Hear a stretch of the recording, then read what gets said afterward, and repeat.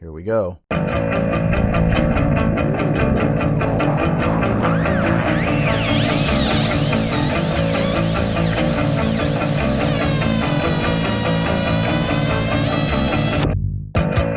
here we are. Another episode of I've Known You Too Long. My guest today is Nathan Turpin. Nate used to play in a band called State Route 522, and after that, Sharks Keep Moving. And he also had a part in The Edge of Quarrel, which is going to be very common with a lot of the guests on here since I pretty much populated that entire movie with friends. But it's an important part, even though it's a small part. We're going to get right into this right now. Nate's actually currently in a band called Hand of the Hills, and we'll get talking about that also towards the end of the podcast. Nate, welcome. Thank you very much. Nate, I've known you too long. Way too long. I think that every day. Now, I've known you, this is the common one, I've known you so long that I can't remember when we met. And I cannot remember at all when we met. It's like a blank. Good, because I was wondering if you were going to remember it, because I don't either. Oh, I was really hoping you were going to be like, no, it was this night and this. Nope. You're not that memorable. I'm sorry, my friend. No, I mean... You are memorable. Well, thank you. Maybe. I don't know. I know it had to have been... I mean, I know kind of the range of what it would have been. Here's what I know about you. It was going to be a show. It was a show. Yeah. Here's what I know about you. All you right. become the bass player of State Route 522. Nope. You never played bass in State Route 522? I did actually... Technically, I did play bass in State Route 522, but that was only for one show. Maybe two, but I think it was just one show. Okay, so that's where we're at. Because you were playing guitar later. No, I played guitar first. Okay, you played guitar and I played so all right, State Route 522, actually, yeah, I started playing second guitar in that band. And that's how you were brought into the band. That was how I was brought into the band. They were a three-piece. Jake Cindy and John Michael Jerome Farley. Who, John, if you ever listen to this, man, hit me up. I miss you, man, so much. I really do. Sincerely. Sincerely, yeah. That's yeah, awesome. Sincerely. Yeah, no, they were... I wasn't questioning it. I was saying seriously. Yeah. I love the idea that will be happening from I hope these so. conversations. I hope so. Yeah, no, they were a three-piece, and Jake and I were really, really close friends, and he actually... I mean, I had been going to shows and things like that throughout some of high school and stuff, but it was sort of like, I don't know, punk rock undercover or something where, I didn't really know anybody, and I would go to all ages shows and stuff by myself. Okay, so were you going to shows when it was Pillow? I was. That's when I met Jake. He was in Pillow. Yes. Okay, so when I met Jake, he was in Pillow also. Yeah, and that's how you guys became friends. I didn't meet Jake at shows. That's the thing. I met Jake at Sub Shop in Woodinville. So I got kicked out of my house because I didn't have a job, and so I was told I had to get a job. So there was a guy at school who happened to be manager at the sub shop in Woodinville. And Woodinville, I was in Bellevue. Woodinville was way too far away for a job, but I needed a job. Yeah. So I went to this guy, and I needed it quick because I had just been kicked out. So I went to this guy. I don't even remember his name. Jake might. But I said, hey, I got kicked out of the house. I need a job. I know you're a manager somewhere. Can I have a job? And he's like, oh, yeah, let's do it tomorrow. Come by. So I went to Woodinville and walked in the sub shop, and the dude was like, yeah, okay, here's your job. You're going to make sandwiches. And here's the guy who's going to train you cutting tomatoes or whatever. And it was Jake? And it was Jake Snyder. Okay, now hold on. So do you know the date of that? No. Can you narrow it down? 93 late? 94 early? 94 early. 94 early. Must have been 94 early. Okay. Yeah. And because he was still in high school and I had just graduated. Okay. So, all right. He's a year younger than me. So, and this was just after graduation. How long were you at home before your parents said you had to get out if you didn't have a job? Well, I had moved out right after graduation, pretty close right after graduation. You graduated in 93. Yeah, and okay. I was out for a little while, and then I was living in a one-bedroom apartment with two other guys. Mm-hmm. I had a couch in the dining room. Sure. Dining room table area called the Cadillac. That was my bed. And were you going to shows already at this point? Yes. Okay. Yeah, I was going to shows in high school. Old Firehouse. Yes, things like that. Yeah, and you don't... some in Seattle when they do the all ages like OK Hotel and stuff like that. Okay, but you don't remember specifically meeting me or anyone from Undertow or, say, 1007 Red Rocket? I met you guys, I don't know if nothing meaningful. Like, I pretty much went to shows and was quiet. I went to shows, watched, and didn't interact with anybody, and then went home. It was sort of this weird thing that I did. And nobody I went to school with. And listen, there are hundreds of people who did that. Yeah. That we don't know. Yeah. But you went from being that person to being a friend of mine. Yes. And being involved in this scene with all of the different people. And Jake Snyder's clearly the key. And I'm pretty sure he said, yeah, Nate's in the band. You know Nate. He would do that. He would say this person, and then you know this person, and we met prior to me being in the band. Right. I know that. But he wouldn't have been like, do you know this guy Nate that cuts tomatoes? No, He would have brought you to my attention. Well, almost immediately when I started there, at least I liked him. I don't know what he thought, but we started going to shows together.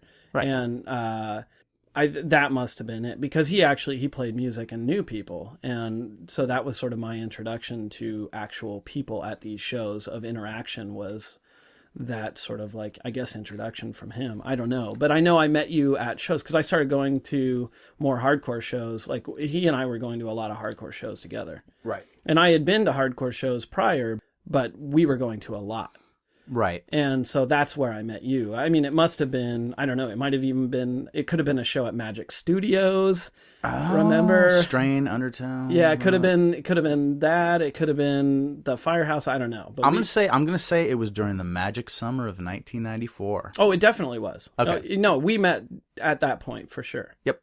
That would have, yeah. Spring or summer for sure. Carrie Whitney was around. Oh yeah. You associate Carrie Whitney and I in about the same group of people. Oh yeah, all those people. I mean, we all. Okay, because she shows up that beginning of that summer also. Yeah, absolutely. Okay, that's good enough. I do not have a handshake or anything. Nope. Memory of you, but do you have a general sense of knowing me in that first, say, 6 months to a year? Yeah, for sure. Okay. Right away. And what is it? What is it? Is it like what's with that fucking guy? No. It was that guy runs Excursion. Yeah, but that's not an opinion of me. Oh, yo, who you were? Yeah. Well, you wore a black cardigan sweater. You were a weirdo. You saw me wearing a black cardigan sweater? If anyone comes on here and says they didn't see you wearing a black cardigan sweater, then they did not know you at all for long enough, because If you saw me wearing a black cardigan sweater, it was probably because I threw it on to come over to Todd's house when you were hanging out like a year later at the apartment. No. You think I wore a black cardigan to shows? All the time. All the time? You wore a black cardigan sweater. You worked at Kinko's and you wore a black cardigan sweater. Oh, no. I wore the sweater to work. Yeah, and I saw you at work, and you would like go to things after work. You didn't take it off. Okay, no, that's fair. Yeah. That's fair, but there's a lot of photos of me out there in the world at shows. Without a black cardigan sweater. So if it was as ever present, I would have been much more excited if you said I wore a trench coat. No. Because I wish, if I could go back and do one more thing. You want to be a trench coat guy. I'd have a lot more trench coats. A duster, maybe. Perhaps. Yes, absolutely. No. You were a cardigan sweater guy. And that's what I'm saying. This is what I was looking for. You have this funny, no one else has brought that up. Well, that's because they're trying to forget about it, I guess. They blocked it out. I don't know. I think I still have it. It's kind of one of those, well, of course you did. Have you gotten rid of anything? You don't even cut your hair anymore. I mean, come on. Like, that's what I'm saying, is if anybody actually knew you back then, they saw you in a black cardigan sweater. Because if they were doing anything in music, they went to Kinko's where you worked. You know what I mean? Like, everyone saw you in a black cardigan sweater. And I think like khaki pants. Now, I have until I know that I like you. Yeah. I have a sense of you as kind of a troublemaker. Me? Yes. I was obnoxious for sure. Look, I knew a lot of people like that, and it didn't mean I didn't like them. Oh yeah, but sure. I only have a vague sense of just you are going to say things that are far more unacceptable than the rest of the people we're hanging out with. Like mean or uncomfortable? Oh, a rainbow of different options of things that you'll say in this situation. I don't know. I mean, you get older and you think about yourself and you change as a person and whatever. No, and I'm not trying to insult you. No, I'm not. I don't feel insulted. I'm just saying, like, I've gone back and I think I'm a better person today than I was before, but like, I don't think I was ever a bad person or a mean person. No, but there kind of has to be that guy sometimes. But I definitely it's a role. Well, Matt Matsuoka, You mentioned Heartbreak Beat, I think, on one of these I listened to. And the part never came to light, but I remember being approached by him and asking me if I would be willing to, at a party scene, like play, I don't remember if it was a drunk character or whatever, but pee my pants, like just right there, just piss my pants and like really do it, not like with some trick or whatever. Right. And I was like, yeah, sure, why not? Because that's yeah. Did you do it? No, we never. I don't. That was okay. It was not even a cutting room floor thing. It just didn't happen. You're jumping ahead a year and a half. I'm just saying, like, yeah, I mean, right. I definitely would, I had no problem you were someone saying something or doing something. Right. Sure. You were down for a little bit more. Okay, so close, that's as close as we're going to get. We're going to say summer 94. Yeah. Magic Time. Shows. Yes. Maybe even at Magic Studios. If you remember Magic, there were only a couple Magic Studios shows, yeah. and they were a big deal. Yeah. The Undertow Strain Serenity show was huge. Oh, Do you remember the massive stage dive that just kept going and going, and the top of the crowd collapsed? Yep. There's video of that out there, and it is so wonderful. So many good shows. I mean, yeah, and I mean there was like the Big John's house. There was sure. all that stuff going on. It was a great summer. It was. Okay, and for years after. Oh yeah. All right, but this is the point where we go back because we're gonna find out where you came from, who you are. And I apologize in advance for this being your worst podcast to date. No, that won't be. Where'd you come from? Well, a womb originally. Where? I was born in Seattle and started life there. So you're a local. Yeah. Like full blown. Oh yeah, for sure. And my parents lived in Tacoma actually first, and then moved to Seattle, had me. I think had one of my siblings there too. Yeah, no, right. My brother Josh was born in Seattle too. And then we were moved to Lake Hills in Bellevue. So you grew up in Bellevue? I grew up in Bellevue, yeah. East Side kid. East Side, yep. Okay. Like so many. What was your childhood like? Weird. I was a weird kid. Like I'm surprised. Yeah. Well, so what's funny is though that like, you know, I guess whatever, loud, obnoxious, vocal, whatever you want to say, I wasn't that way until high school or whatever. I was actually very much a weird kid that was sort of scared to go out and play with the kids when I was really young. So really? Yeah. So you kind of come into your own in high school?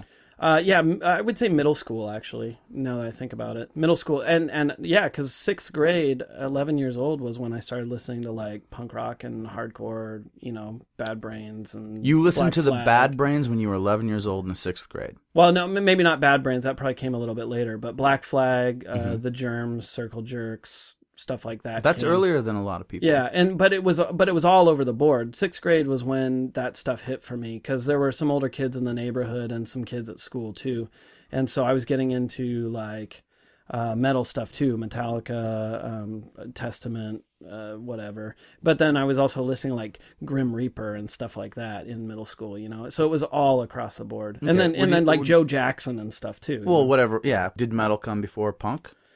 Because that's usually how it works.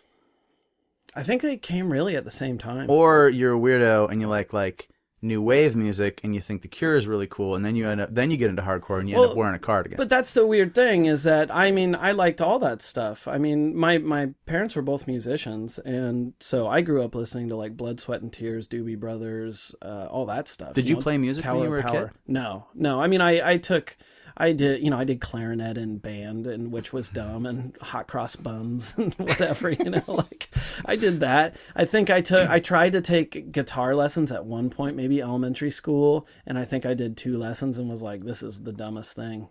And so, no, I never did. I think my mom tried to teach me piano. I loved music, but I just didn't want to do any of the stuff that you needed. You know, it wasn't like you could just grab one and do stuff at that time. Like at that age, no one told me I could just make stuff up or whatever. I don't know. And there wasn't anything that I wanted to copy at that point either. Right. Until I was older, till I got into punk rock and stuff like that. Well, and I want to get one sense of you in grade school.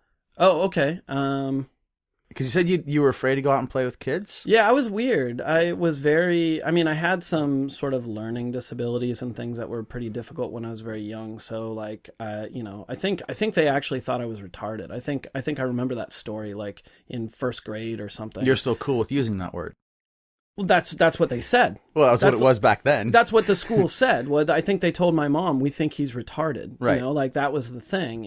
And then, you know, figured out I had some pretty severe vision problems. So like I was, you know, very slow at picking stuff up or whatever. I had real struggles. So I hated going to school. I mean, right. I guess grade school, I don't know what grade it was. It was very young, but I remember like refusing to go. Like I wouldn't get dressed. I'm sitting there in my tighty whities, will not get dressed. And my dad's like freaking out and I'm freaking out and whatever. And he grabs me, drags me outside, throws me in his work truck in my underwear, no shoes or socks or whatever, drives down to Child Protective Services, which happens to be, or whatever it was, juvie, I don't know, which happens to be like a couple miles away, and then like gets out of the truck, grabs me, walks me to the front door, sets me down, and walks back to get in the truck.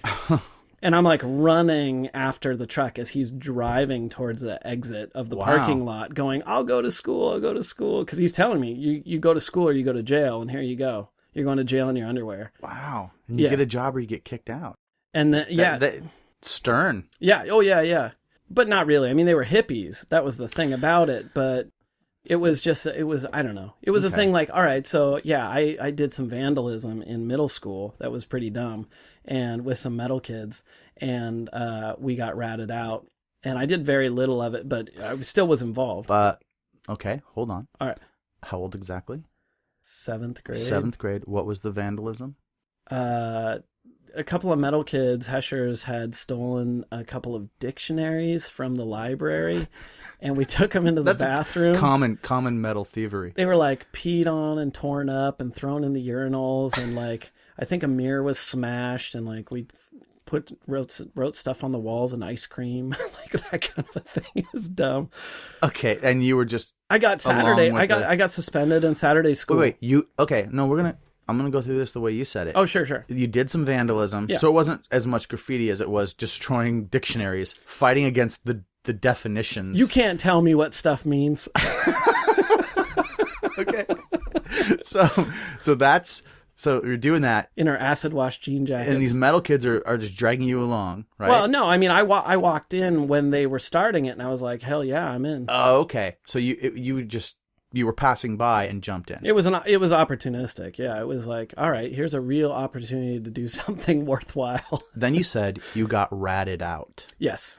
How did you get ratted out? Why didn't you get away with it? Well, it was I went to an alternative middle school, one where you call your teachers by their first names, and your homeroom serves as, it's all done by consensus. So like we had this process called bringing up. You would bring somebody up, as like a topic. You'd put your name on the agenda, on the board, and then you'd go through the list and go, oh, whatever, Veronica has something. This sounds awful. It's the worst. Although I will say that when I got there, I was like quiet and weird and kind of introverted, just a total antisocial goofball. And when I left, I think the school had a lot to do with bringing me out of my shell by basically figuring out how completely fucked the school was and stupid. And then but you would put your name on the list, though. Rebelling. No, I wouldn't. You never brought anything up? No, but I got brought up. That's where this came from. Somebody told somebody. But I did when I started to learn how to exploit the system and stick up for myself and whatever. And so, and just be a total jerk because it was a waste of time. I was told like in 7th grade at a meeting, because they do these teacher, parent, student conferences, that the policy of the school is that you can't be held back unless the teacher, the student, and the parent all agree on it. So I was like, wait a minute. So I have to agree to be held back? And they're like, yeah, we would make the decision together. And I'm saying, so if both of you wanted me to be held back, to not pass the grade, and I disagreed, I would move forward. And they're like, yes. So I didn't do one goddamn thing after that, So I found out that we were as part of another school, like we were on their campus. We were a small school on a bigger school's campus. And so they had 2 lunch periods, and their second lunch period was the same time as our homeroom, like where you would do all the bringing up. So I figured out fairly quickly it must have been 8th grade, beginning of 8th grade, that if I just like totally tried to stop the system, if I tried to break it down, if I would not give consensus on anything, that they would it would break down immediately, and the whole class would immediately do a vote to take away my voting privileges or kick me out. And so I would get myself kicked out every day, and then go hang out for another and period. Get another lunch period. Yeah, just go hang out and do whatever, because I didn't want to be involved in it. And it was like, and I could do anything. I mean, I had to take a real math class and a remedial math class in my first year of high school because I didn't do anything. And I was like... You had to catch up. So I was drawing stuff in the bubbles on the math placement test. I didn't know it was a math placement test. I didn't care. 8th grade. So I actually got a real math class, but then had to do like addition, subtraction, multiplication sheets. Right. You know, work through these workbooks. Yeah, no, we were doing those in like 2nd and 3rd grade. Oh, yeah, exactly. It was like that. And I had to go all the way up through like long division, whatever. I don't remember what it was. I we used to get, books. If we passed all the way through the multiplication tables, yeah, we'd get to go have a Sunday with the teacher. Oh, yeah. Did they do that when you were in high school? No, but they wouldn't let me out until I completed the course. So I literally sat there and worked through all these stupid workbooks that were so ridiculous while I'm taking real math and everything else. Okay, let's jump back though. Yeah, please. You got ratted out in this process. I got ratted out. And how did this person know you had done it? Word of mouth. I mean, the word got around you were a bad kid. No, kids are stupid. You know, like whatever the heck. It wasn't me who told. I didn't want to get in trouble. It must have been one of the Heschers bragging, and somebody fell out with somebody or whatever. But I mean, we had. Did they go down too? Oh yeah, we all did. But it was one of those things where the school was small, so we like, you know, that like we're all going to talk this out. So we had multiple assemblies of the whole school trying to figure out who did this. Oh. I think one of the things they did that I didn't know, but they actually stole from like the biology lab or something, like a pig fetus or something, and like smashed that. So I think that was found too, destroyed some like specimens of something. So it was like a little gnarlier than just the books and ice cream in a mirror. But that's what those evil messages in that metal music will do. So yeah, exactly. So it was somebody figured something out, ratted us out, but so this all started with how my parents were sort of hippies, right? Yeah. So like the deal was that like I got in trouble. I went home and told my parents what was going down. And like came clean and said, this was really stupid. Don't know why I did it. Blah, blah, blah. This is what I did. This is what's going to happen, you know, and that was my punishment. We talked about it.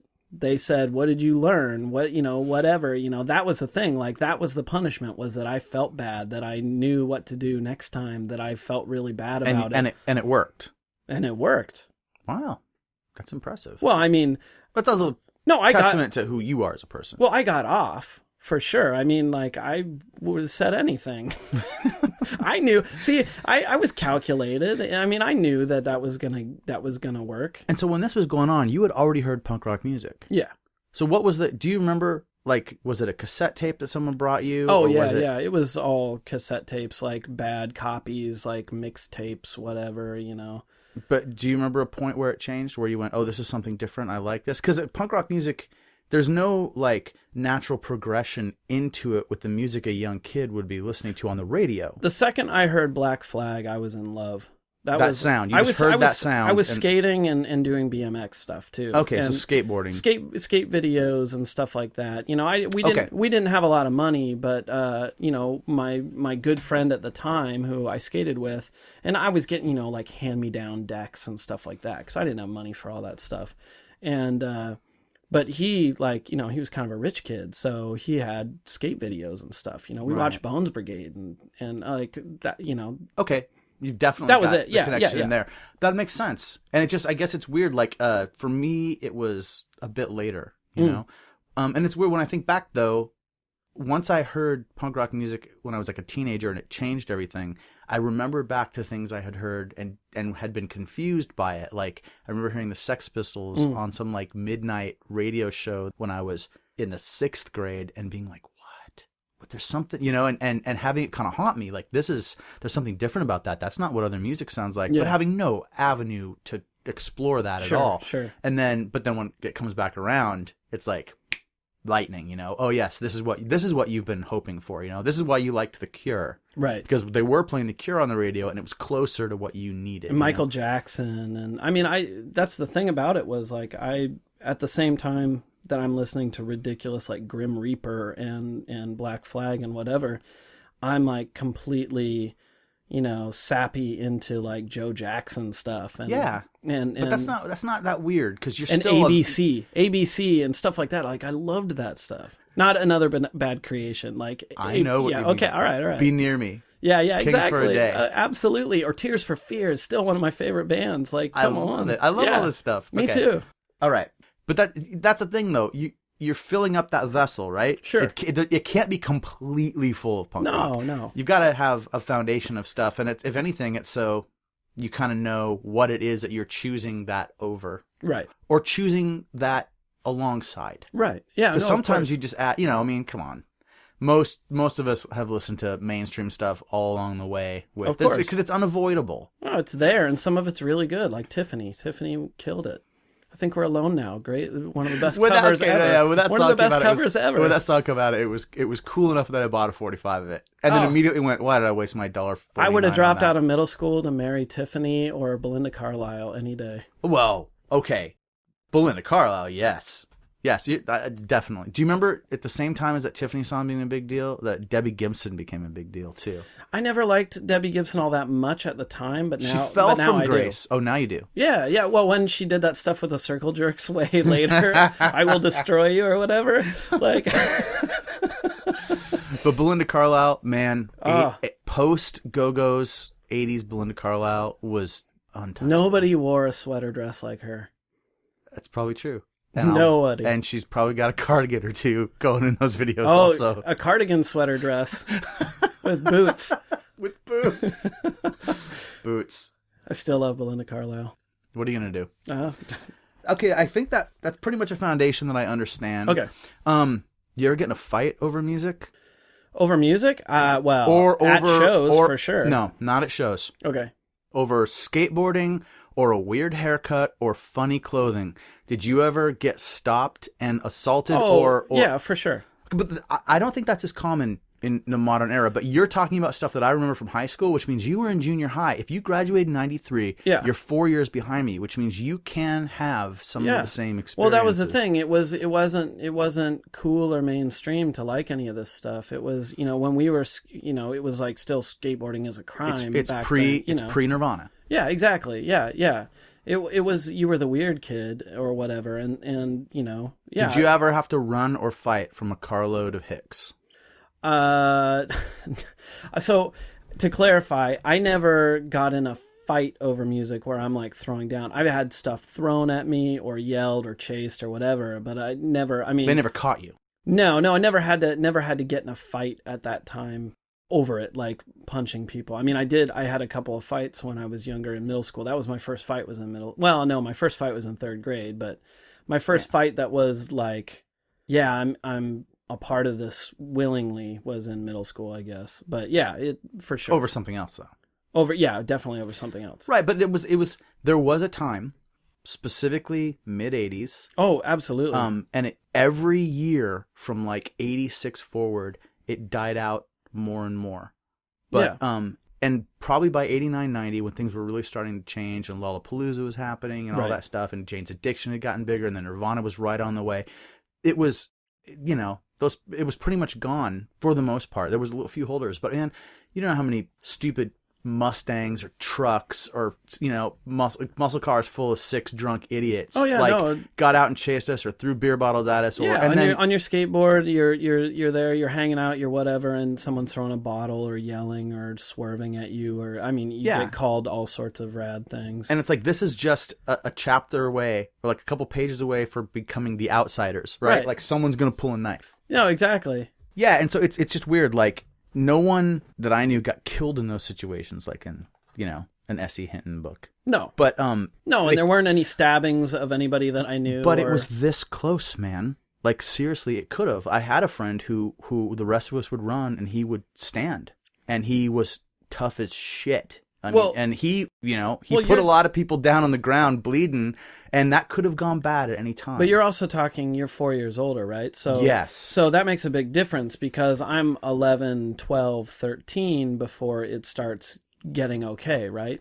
And so yeah, but I don't think the kind of people, and I don't know what Bellevue was like and the East Side was like. I was up in Bellingham, so there was a little more county maybe, but I don't know if that's true. It's not, no, definitely. I mean, the Bellevue at the time, the part of Bellevue that I lived in, I mean, I'm not going to say it was rough or anything like that, but it was way different than it is now. I mean, it was like most of the people, the vast majority of people in my neighborhood were renting rather than, buying. The home values were way different, and it was a much different situation. Also, sure, there wasn't such thing as Microsoft money. No. The whole region was just Boeing. No, and it was actually pretty diverse, too, because we had the biggest ESL program in the state, I think, in our school district there. And so it was a really different scene, but it still wasn't like rednecks. The whole sort of redneck pride thing that's been coming to the suburbs now it wasn't there at the time. It was just like everybody was sort of the same, except then some people were getting into skateboarding and stuff, which was we were the weirdos, but nobody was really.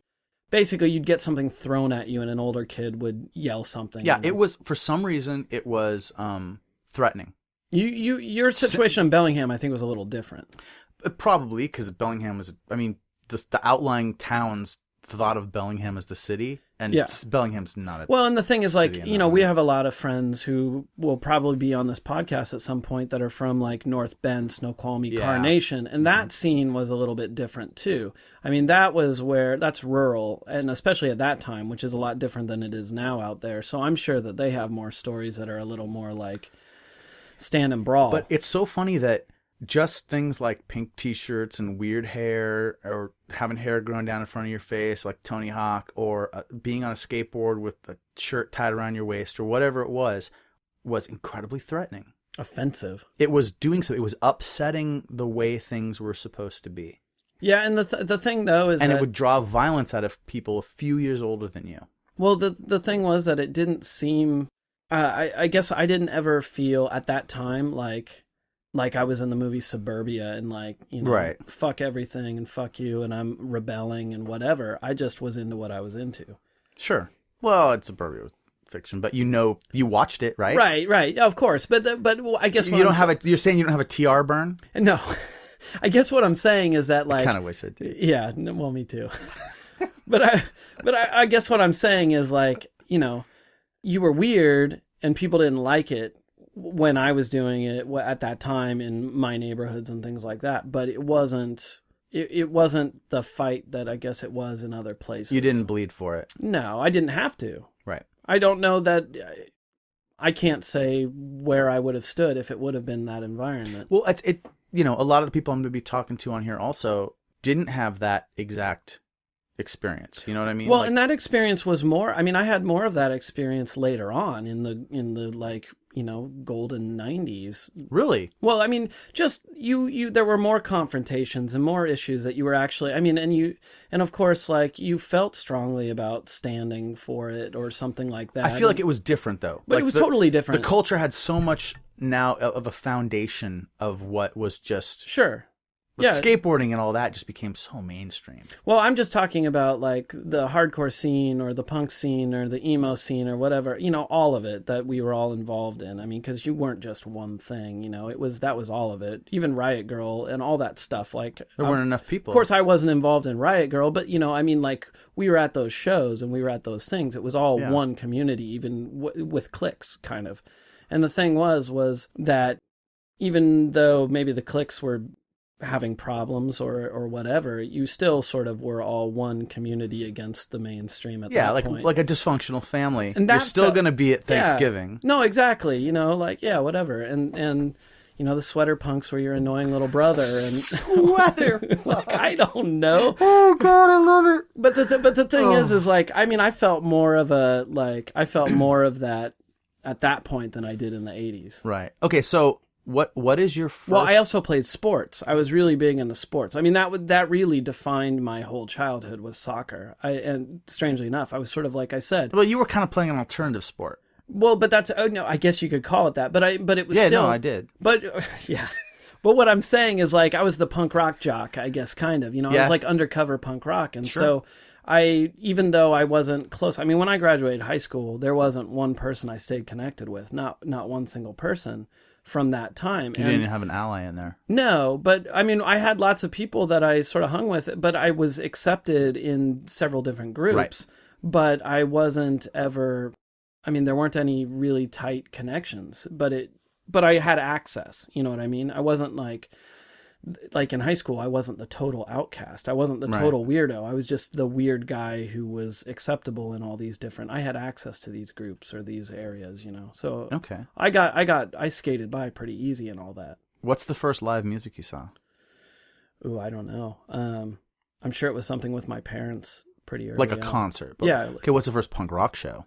I don't recall. I mean, I know it was an all ages show, probably on the east side, maybe Old Firehouse. Okay, so it could have been Old Firehouse. So I mean, I 93 if you're so right around the time you were graduating high school. Well, yeah, I think it was before I graduated. I think Fugazi at the Bellevue Y? I definitely saw that. Yeah. Okay.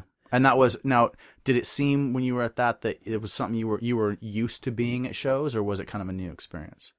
No, I had been to a few at least. I mean, I was listening to Fugazi and that stuff. Like you were going with Rocky through a lot of these old shows, like the Jawbreaker and stuff like that. And, you know. Well, but that's the Jawbreakers all the way through. Those are well, of course, yeah, Jawbreaker all the way through. But those early Jawbreaker shows, you know, on the Bivouac tour and stuff. And like the first time I saw them was at the Party Hall at 22nd Madison, like on the Unfun tour. Right, yeah, 1990 or 91. Well, and that's the thing, like, you know, and then there were the bigger shows, too, that were very early on, like Green Day at, like, whatever, the Moore or whatever it was, you know. But anyways, there were shows, you know, that I was but that's a concert. Green Day at the Moore is a concert. Sure.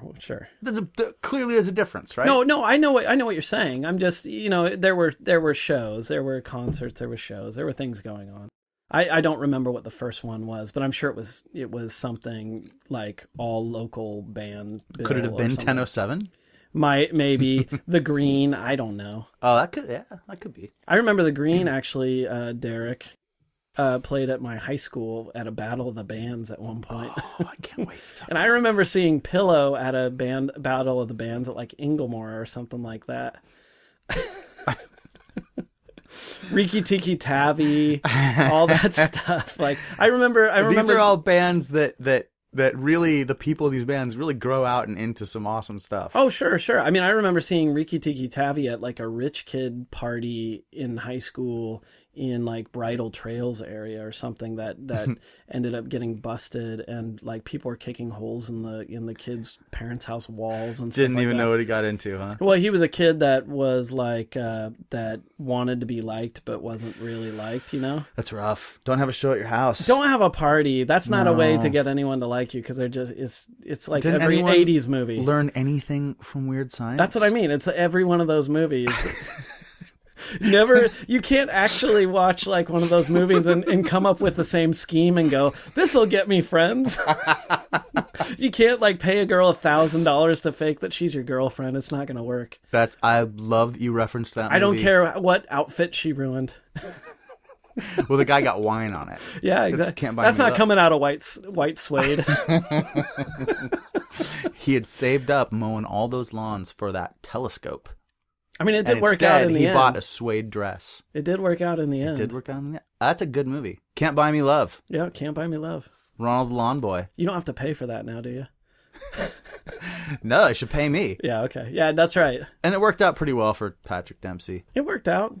Is that who it was, Patrick Dempsey? It was. I don't know. Yeah, he ended up on Grey's Anatomy. Well, he was like had the best pizza gig of all time. Jake and I delivered pizzas, and we never had that deal. You just jumped seamlessly from Can't Buy Me Love into Loverboy, and brought the local scene into it. He owns Tully's. It really comes all the way around.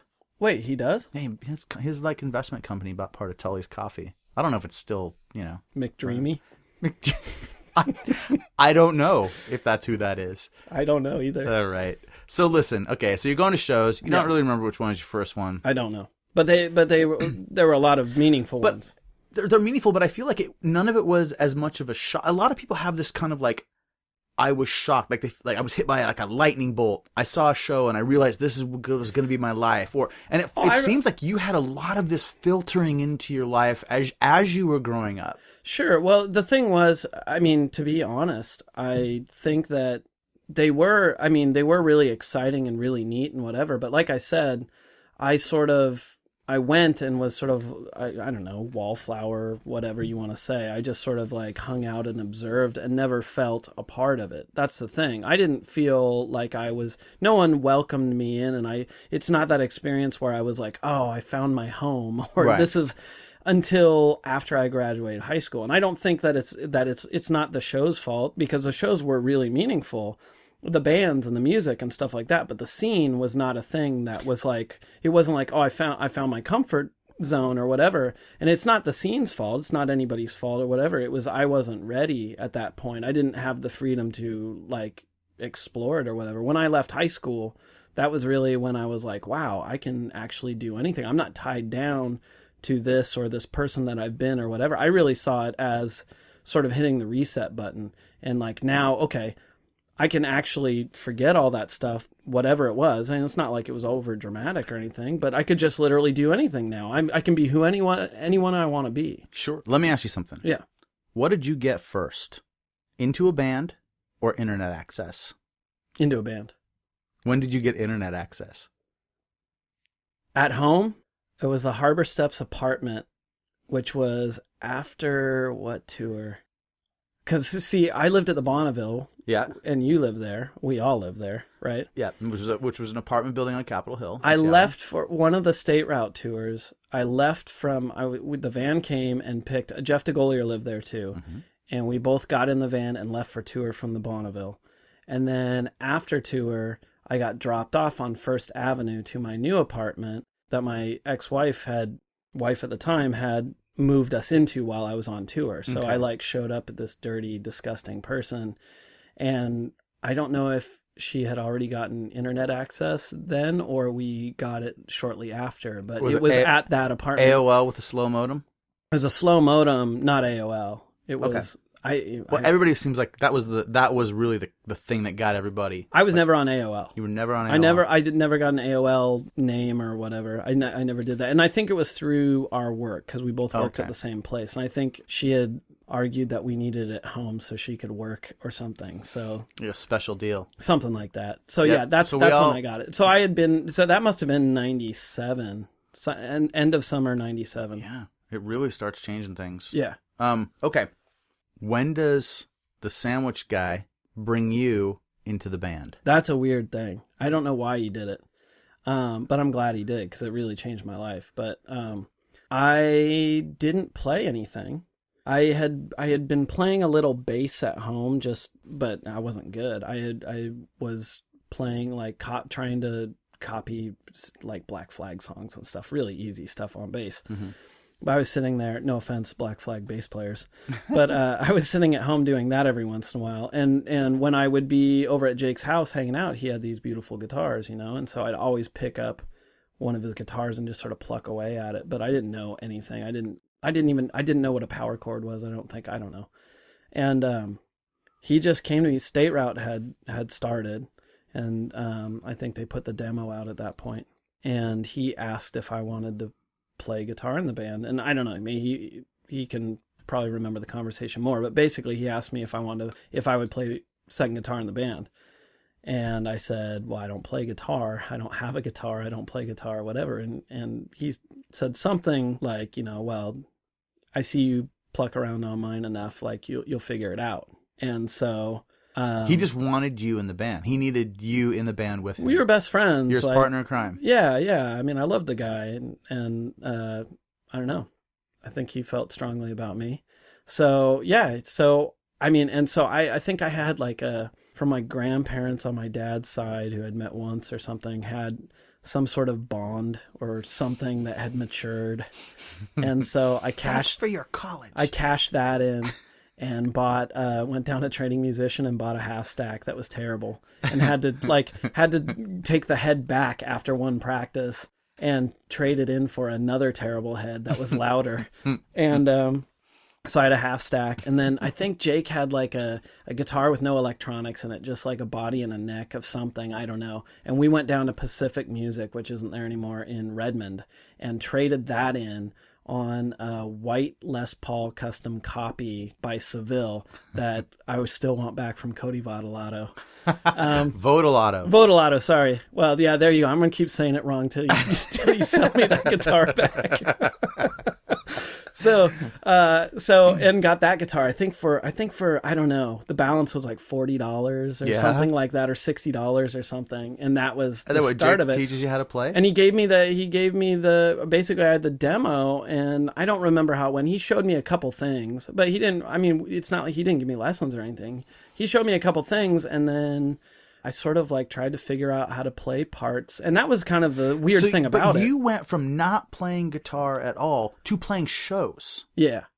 The first one was insane. Which one was it? Bloodlet in Victoria. Oh, Slow Side Down too then. I don't remember if they were there or not.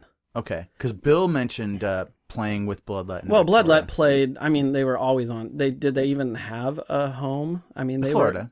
Well, yeah, but were they ever there except for a show? I mean, that's all they did was tour. It actually seems a little weird that it would be that far out. So it could have been. They might have played Victoria twice, one tour, and then Slow Side Down thing happens later. Because you're already well into the band by the time Slow Side Down comes around, I think. I think so. Yeah. So it was before that. Like, I can't remember what the band was, but there was a guy. Did you ever know Bubba from up there? Yeah. His band played, and Bloodlet and us, and I don't remember. Probably 7 other bands. Was Todd Graham in the band? In what band? State Rap. Not at that time. No, that comes much later. Okay, so the first time you play is in Victoria. Yeah. And were you just turned down, or were you? Were you just doing it?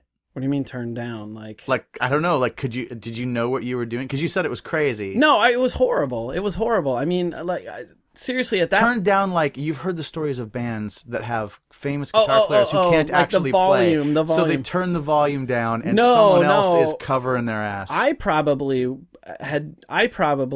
like inched the volume down. I don't know, but I'm sure people heard how awful it was. I can't even imagine. I mean, maybe I was okay. I mean, the thing was, like, the most embarrassing thing about it, I was sicker than a dog because I was so nervous that I hadn't eaten anything. So I was like, because I was nauseous, and I had like a splitting headache, and it was a weird whole experience in general for several reasons. But yeah, I played the show, and the thing about it was, like, I could tune a guitar, right?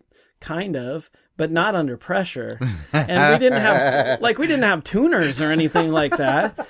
It was, at that point, it was like, we didn't even write set lists. Like, in between songs, I'd go, what do you want to play next? Or Jake would go, what do you want to play next? And we'd like pick a song most of the time. But we didn't have tuners, so it was like, give me an A at the beginning of the set. And then maybe halfway through the set, give me an A. And then we'd just make sure we were all tuned up to each other. So I think that show, it was either that show or another show but it was probably that one where it, like, the worst thing, if you're a guitar player and you've never seen this or had this happen to you, listen to this. I mean, it's like, he like reached over at one point. Like, I had to walk close to him, hit the string, and he's twisting my tuners. Oh, your other guitarist is tuning your guitar in front of the crowd. In front of the crowd.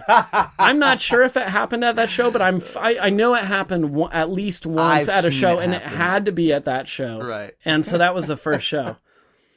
And it was such a relief. Like, I don't even care what it sounded. I didn't even care what it sounded like. I didn't care one thing about it. It was like, I just needed to get it out of the way. Yeah. I was so happy it was done. I don't remember what it sounded like. It was one of those things. It's like, where it's just a blur. So how long did it take where it felt comfortable?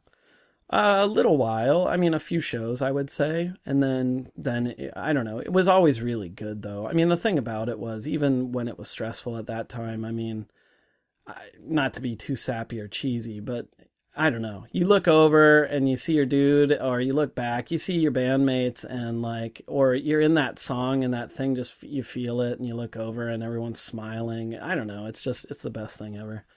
It is. It's pretty comfortable, and so it's comforting, and you're in it together. I seriously don't know when it became like a thing that was excitement to play a show instead of nerves. I don't know, because I always got nervous no matter what. Even on tour, like you played 100 shows and you still got nervous. I still butterflies. Now butterflies. during the Rocky episode, we talked about the show at the Baldwin's house on Halloween, and Rocky wearing the silver shirt. You said that we got things wrong. There were some things wrong. And I want you to correct the record on this. Go for it.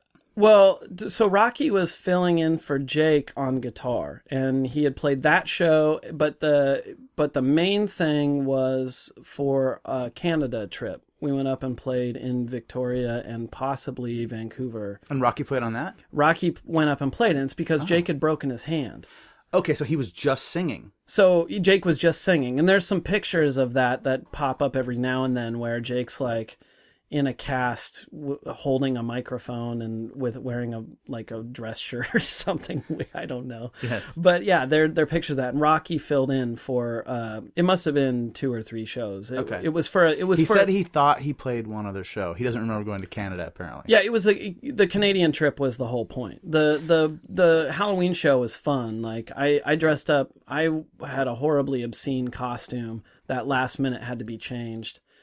I don't remember who the person was I was dressing up as, but it was a woman, and I had bought this tight dress, and there was no amount of anything that could make it not obscene. Like there was all sorts of I was trying to like wedge stuff in places and like strap or tape and it just like there was no way that it was going to work, especially to play, that it wasn't like telling too much of a story. You were going to be visible to the crowd? I was going to be visible to anybody at any angle. So I ended up last minute dressing up as Matt Matsuoka, and I took a Sharpie and drew in the black flame tattoos on my arms. Matt Matsuoka, singer of 1007, and at that point, Red Rocket. Yeah, they played that night. They played that night too. And Matt has flame tattoos on his arms coming from his wrist down almost to his elbow, like superhero tattoos almost. So we drew them on my arms. And you drew in Sharpie. How did that go over with him? With Matt? Yeah. Oh, I think he thought it was funny. I don't know. We were always friendly and like good and everything. Something like that. I always wonder how he would take it. Well, I don't know if it was that night. I think it was the night there was a pop punk band called Welt that stayed at the house. We had various bands stay at that house. And you lived at that house? I lived at that house, yeah. Okay. Yeah. And I don't remember what night it was, but he really, like Matt had no room for, like, he owed me a few, so. Wait, what do you mean? Well, because that house was kind of a notorious party house. I believe he was the one that ruined our hot tub. I may be wrong, and Matt can correct that at some point. Ruined it? Well, yeah, it wasn't. Basically, someone puked in it or something, and I think it was Matt. He was involved in the hot tub that night, and instead of like doing anything about it, well, we did do something about it. We put the cover back on it and left it, as far as I recall. It was never used again after that party. He also, one time, I ended up sleeping on the couch upstairs because I went down to my room and he was passed out in my bed and I couldn't move him. And so then when I get up at like whatever time and go down to my room, my bed is completely stripped. No covers, no sheets, no pillows, no nothing. And Matt's gone. And I thought he was just fucking with me. I literally thought, I didn't think anything, like, I didn't jump to, like, he shit the bed or anything. I just literally, and he didn't shit the bed. I'll say that right now. I didn't jump to any, I thought I was pissed because I thought he was fucking with me. Right. But he, I guess in the middle of the night, he puked all over everything. And so he got up early, felt awful, and took everything to the laundromat. Oh, yeah. And cleaned everything. Oh, yeah. No, so and like I didn't care. It was fine. But yeah, no, we were always good. I don't think he was offended. I think it was all a funny thing as far as I remember about the costume. I don't remember that house being particularly clean. No, it was disgusting. It's not like any place I lived was particularly clean, but it was a party house for sure. It was kind of a party house, and it was pretty fun, but at the same time, it was one of those young roommate things where like no one wanted to do communal cleaning at that point. Everyone like cleaned up their own stuff kind of, and then like said that's all I'm doing. So the arguments about what's theirs and what's not. So a lot of stuff got left, I think, as you would expect in most of those types of houses. Sure. But there was lots of nudity and lots of, I mean, it was one of those things. Lots of nudity. Well, yeah. I'm just going to let that sit there. Okay. I'm just letting it sit. Sure, there's no story that goes along with that. Well, it's just like, it's like stuff like, I saw Rocky in April. I hadn't seen him for a long time, and we were hanging out, and April's like, said something like, oh, remember the time I saw you naked or something like that? And I had forgotten about that, but apparently I used to get naked all the time. I remember everybody else did, but apparently I did as well. It was just that kind of a thing. That kind of a place, I guess. It's funny because I think without context, this is going to sound like it was some kind of like hippie orgy house. No, it wasn't that. For the most part, it was, no, it wasn't like that. It was like, I mean, I didn't have a door on my bedroom. It was like I had the den downstairs with no door, so I used to put a chair across the door. I don't know.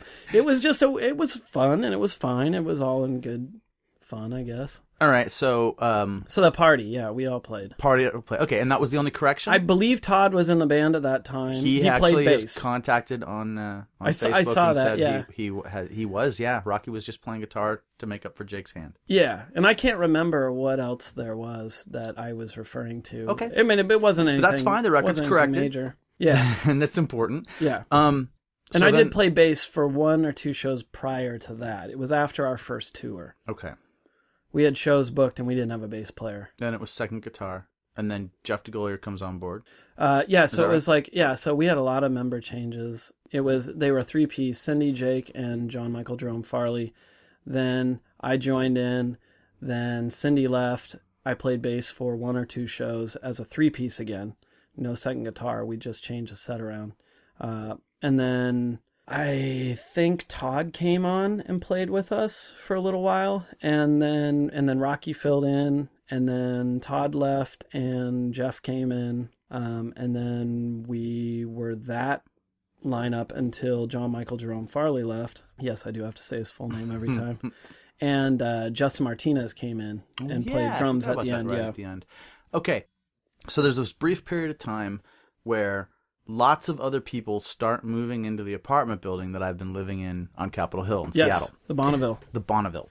And Todd Graham, who we've been talking about, who's in State Route, Helen, they have an apartment, and it became this just magnet, like anyone can hang out there at any time, and people started getting apartments in that apartment building before long. There were like 5 or 6 apartments in there that were all friends of ours in the music scene. Because Aaron Rue and Bonnie Dobbin had an apartment. Yes. And then Aaron Rue, he put out the first Botch 7-inch. Right. Or with a split label release, but he was involved in that. Yeah, love Aaron. And Bonnie's Bonnie. And Bonnie, she's back up in the Canadian tattooer. And I actually got my first tattoo in their apartment, which then I took over. Took over that apartment. They left. I think we took over mid-lease. From them. So we moved into that apartment just 1 door away from Todd and Helen. Was Ron living in the apartment on the other side? On Gardapi? I think he did still live there when I moved in, yeah. And I was still up in the apartment there too. Okay. Yeah, you were right above the manager. Yeah. Yeah. That's not a story that matters for you. I don't want to talk about her either. But then I think Josh was in there, Sienna was in there. Yeah, this was a huge Frank and Dave were in there at one point. And it was weird because it was almost like in Friends, and this is weird because Friends was on TV at the time and everybody was watching it. And I remember Carrie Capp was super into Friends. Carrie Capp, I think, lived there too at one point. I think she did for sure. But it was kind of like, what they lived in apartments across the hall from each other, right? I like to think of it more like singles. It was like, yeah, I suppose. But it's weird. I would get home from work and I'd kind of change and get something, just a snack or something. And then I'd just be like, well, there's nothing going on tonight. I'm just going to walk over to the other side of the apartment and see who's there, and just walk into Todd and Helen's and hang out with them for hours. Yeah, it was cool like that. Yeah, it was weird. Remember we used to all watch X-Files at Todd's house? We used to all watch X-Files. It was one of the last times in my life when I just would go over and kind of flop on the floor at somebody's house and waste time. You know what I mean? Like Yeah, there sure. wasn't, that didn't have something filled in each night of the week kind of thing. It was the last it felt like a last hurrah of youth. It was nice. It was good. I mean, I had experiences after that like that too, but the Aurora House, for instance. Well, and most everybody in the Bonneville days, though, everyone was straight edge. Yeah, for the most part. For the most part. And Ron wasn't, though, was he? No, but he also wasn't. But he also didn't hang out with any of that crew. So, straight edge. How do you get involved in straight edge? Well, it was one of those things where I was going to shows, and we've talked about this before, but basically it was a thing where I sort of needed it and was ready for it at the time. It was one of those things, and I had conversations with people at the time too, because there's all those, straight edge is one of those things where like there are all these different factions on. We haven't talked about it much on this podcast. No, yeah, not on this podcast. I just mean you and me in general have had this conversation a little bit, but I personally, I needed it.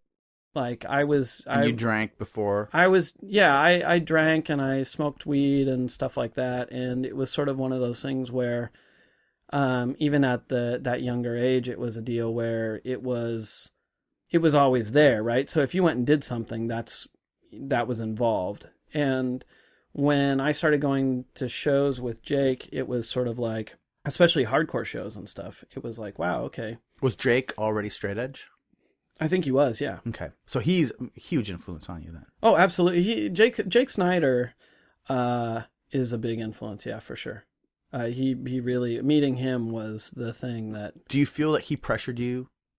I don't want to give him too much credit. I don't mean it in a bad way, but like, was he like, dude, X up? No. Did he hand you the Sharpie? No, not at all. Not at all. No, not at all. I mean, in fact, like, I think when we worked at Sub Shop, I used to go out to the dumpster and smoke pot. And like Jake never gave me. And then he'd be like, dude, you're eating all the tomatoes. No. I don't like tomatoes. Well, that's a callback to the cutting of tomatoes. I'm kidding. Stepping all over my. Yeah, I was trying to step on it. You let it down that far, I'm going to step on it. No, he wasn't that guy at all. In fact, like, it was one of those things where, I mean, I think it was established very early that he was straight edge, although, it wasn't a big deal. It wasn't anything like, yo, bro, this isn't happening with me. No, I never saw him as a preacher. No, he wasn't at all. And it was just, and he may remember it differently, but from my memory, which is kind of rough, like, I went to shows and stuff, and it was sort of like, wow, okay, here's an opportunity that I can actually, there's community here.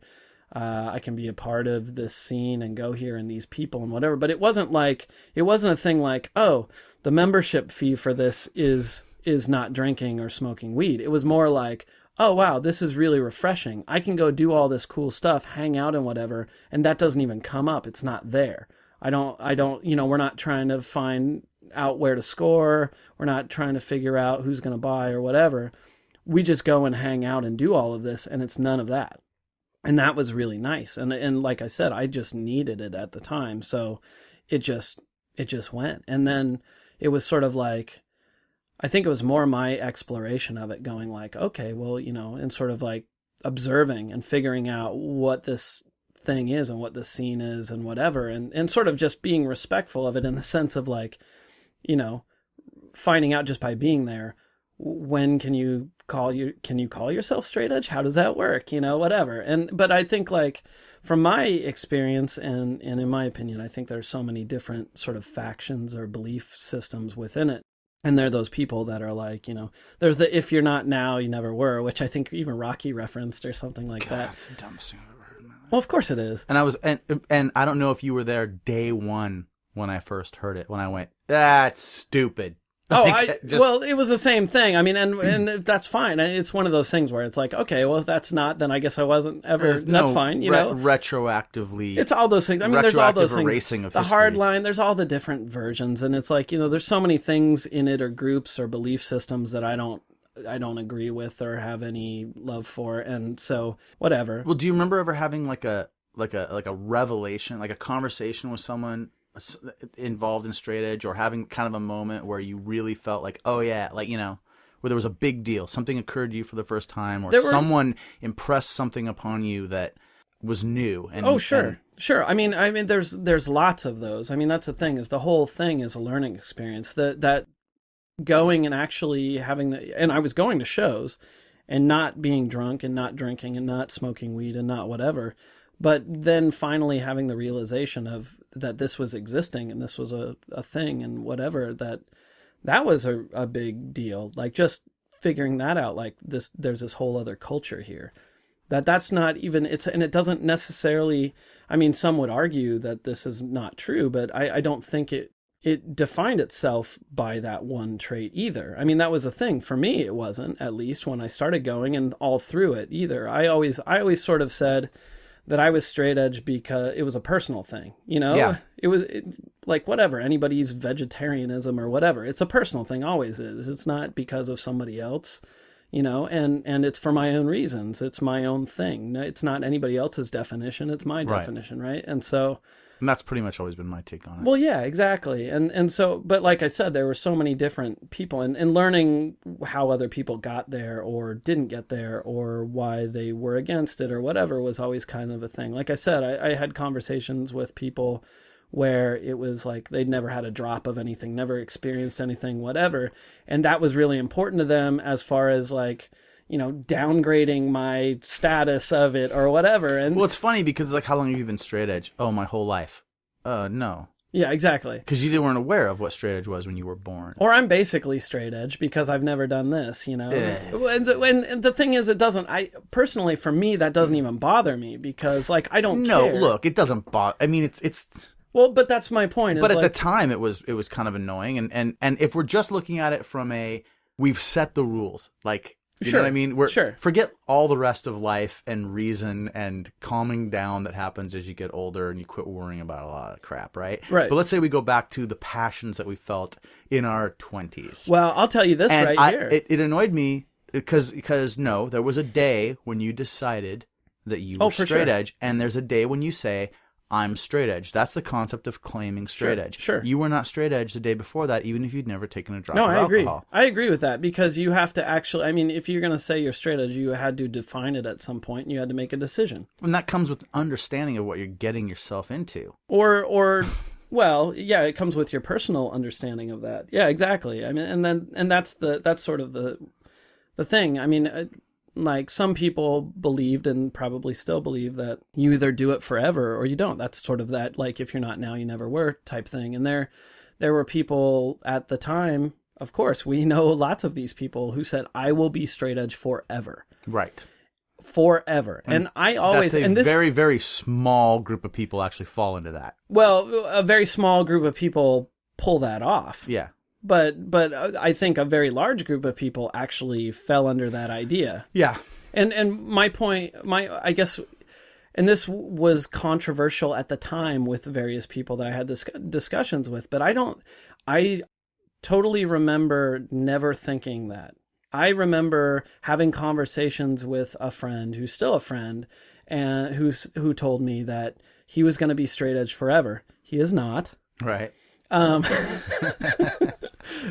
I said... Couldn't even guess who it was, because it's most everybody. Sure. And I said that I wasn't going to claim that I knew I wasn't going to be straight edge forever. You're not going to make a bold statement that you know you can't hold to. Right. And I never planned to. You know, I said that basically I can't tell you what I'm going to believe or think 5 years from now on the topic of consuming substances, you know, for something that I'm not hell-bent against in general. I mean, there were also the people that, you know, wanted to firestorm, you know, they wanted to like bring back the 18th Amendment. Chun, chun, chun, chun, chun, chun. But the thing is like there were people that wanted like nobody to be able to do these things. Right. We should make laws based on this obscure belief. Right. The youth movement that we're involved in. People who consume a certain thing are awful people. And some of those people were people who were very proud that they had never consumed anything. And my sort of argument was always, well, how can you be so against something that you have no experience to? Now, I understand if you have a family member or some history or some defining moment or thing, whatever. But I mean, there were people who did not have that, who were had latched onto this thing, and whatever it was, I'm not going to say, I don't know if it was like their membership fee or whatever it was, I can't say, but all I'll say is that I thought it was pretty, I would say it's pretty silly to be hell-bent against something that's never done anything to you, you've never had any experience with, and that is proven all over the place to be an okay thing for people. Like, it's your own decision, but, like, I think it's pretty, it's like, I'm never going to go to France, because whatever. I mean, like, that's just stupid, Some people know that they're never going to do it, but it's go to France? Go to France. Yeah, we'll use that as the euphemism. Sure, no, sure. I mean, there are a few people who, at the same time as other people making statements that they're going to be straight edge forever or whatever, there were some people that were like, well, it's not a question. Like, because I'd be straight edge if there wasn't any other straight edge people. And sure. Look, there's still a handful of people from a very small handful of people from that time frame who are in their 40s, and straight edge still matters. And that's great. And clearly it's not because of the group of people from back then that they're holding on to it for, because all of those people are off doing whatever. I mean, I'll make a really shitty statement that there are people in their 40s who are straight edge for all the wrong reasons still, but there are people who are, I mean, I don't know if I said that right, but I guess my point is, like, everybody's journey is their journey, right? And whether and whether it's a silly thing or an important thing or a good thing or whatever on every way. Because I mean, well, you see, you got weird eyes when I said that, right? I did. Well, because I don't know very many people that were straight edge in their 20s that are still straight edge in their 40s that I could actually think of and think that they're straight edge for all the wrong reasons. Well, in fact, the guys that I know. And I'm not saying that I know a person like that. Even if let's say there were a guy out there that, like, you thought personally was just an absolute shitbag. Maybe I can think of a few. I haven't talked to anybody in person, but it's like maybe straight edge is the only thing about them that is true to them. Or that is the one bedrock thing that can keep them going. And to clarify, I only said that because it's very, very easy on the opposite end to say that people not being straight edge it's very easy to say that for lots of people when they lost their edge or whatever it was. Sold out. Fell off, pulled themselves down from the X or whatever it was, that's a negative thing, and they became a shitbag because of that. I mean, that's been said over the years, or a bad decision. I know when I whatever you want to call it, that was thought of as a bad thing, and I just always thought that was hilarious. Well, no, did you fall off? Fall off? Did you fall off? We'll just use that terminology. Did you fall off at the Aurora House with that whole crew with Jake and Jeff? No, and prior everybody? to that. Prior to that, Baldwin House. Really? Yeah. I didn't fall. I made a decision to not be straight edge anymore. Okay, I didn't realize that. So and I made a decision to not be straight edge before I started consuming substances that would have called that null and void. Oh, okay. It wasn't you broke it. You broke it theoretically prior to use. I had problems. Yeah, I had problems with what I was seeing and things in the scene. That's pretty bold. I know it is. And then people had issues with that. And it's not like I was like running for office on a platform or making a sometimes point. It almost felt like it, though. Yeah, but that's what I'm saying. And I always thought it was so silly. But I just really just didn't, when I first became straight edge and before I made the decision, like going to shows and stuff, it was a really special and important thing to me. And I felt a sense of community and all of that. Yeah. And at a certain point, like I was in a different place, and, and I'm not talking just about people or anything like that, because, we're still friends and I'm still friends. I mean, the most important people in my life, most of them are the vast majority of those people are from that time that I met in that time through that scene or those scenes. And, so I still had all those connections and things like that, and I don't even remember all the things, but there were differences where I was like, I don't identify with this thing anymore. And I'm actually making the point, which I thought was more respectful than anything else. Yeah, I don't disagree with that. Than that to say, like, I don't want to be a part of this anymore. I guess I was just hoping that you were part of that whole drinking the O'Doul's non-alcoholic beer and like that whole like, oh, we're just doing this because we can't actually come home from work and drink a beer. I was at the Aurora House, and it's like I remember saying like it's only a matter of time. Well, like, you will be drinking real beer soon, and it was true. Well, that was the thing. I thought it was silly too. I mean, I remember that time, what you're talking about. But yeah, no, I lost. I was in my experience. I was at the Baldwin House. Whenever you have a straight edge person who starts drinking non-alcoholic beer, it's right down. Yeah, because what's the point? It's right down the. What's the point of that? The point? Yeah, it's right down the line. And I remember that because that was in the fridge. Because that was much later, and that was like that was. I can't even remember if State Route was a band while that house was. It might have, I'm sure it was. I know Sharks Keep Moving started there, but I remember going because we practiced at that house, and so at the Aurora house. Yeah, so that was in the fridge all the time, and I remember like always commenting like, Jesus Christ, just buy something that tastes good. Like this is why are you spending that much money on this stuff? Just get the real. It's on this garbage. Yeah. So. At that point, State Route 522 breaks up, and you guys start Sharks Keep Moving? Yeah, it started before that. A very ill attempt was, I think we call it, I don't remember. We went through a few names. One of them was the Bureau of Ships, I do believe. Oh. And but the first attempt was because, Jake, Jeff, and I, State Route broke up, and then we decided very quickly after. We didn't break up with the intention of starting another band, right. But we broke up and then very quickly after decided to start another band with the three of us and then Dan Dean. Mm-hmm. But Jeff and I, for whatever reason, at first decided to swap instruments. So I was going to play bass. And that's where I bought your bass gear? Oh, God. You bought the bass gear. I bought your bass gear. Where did it go?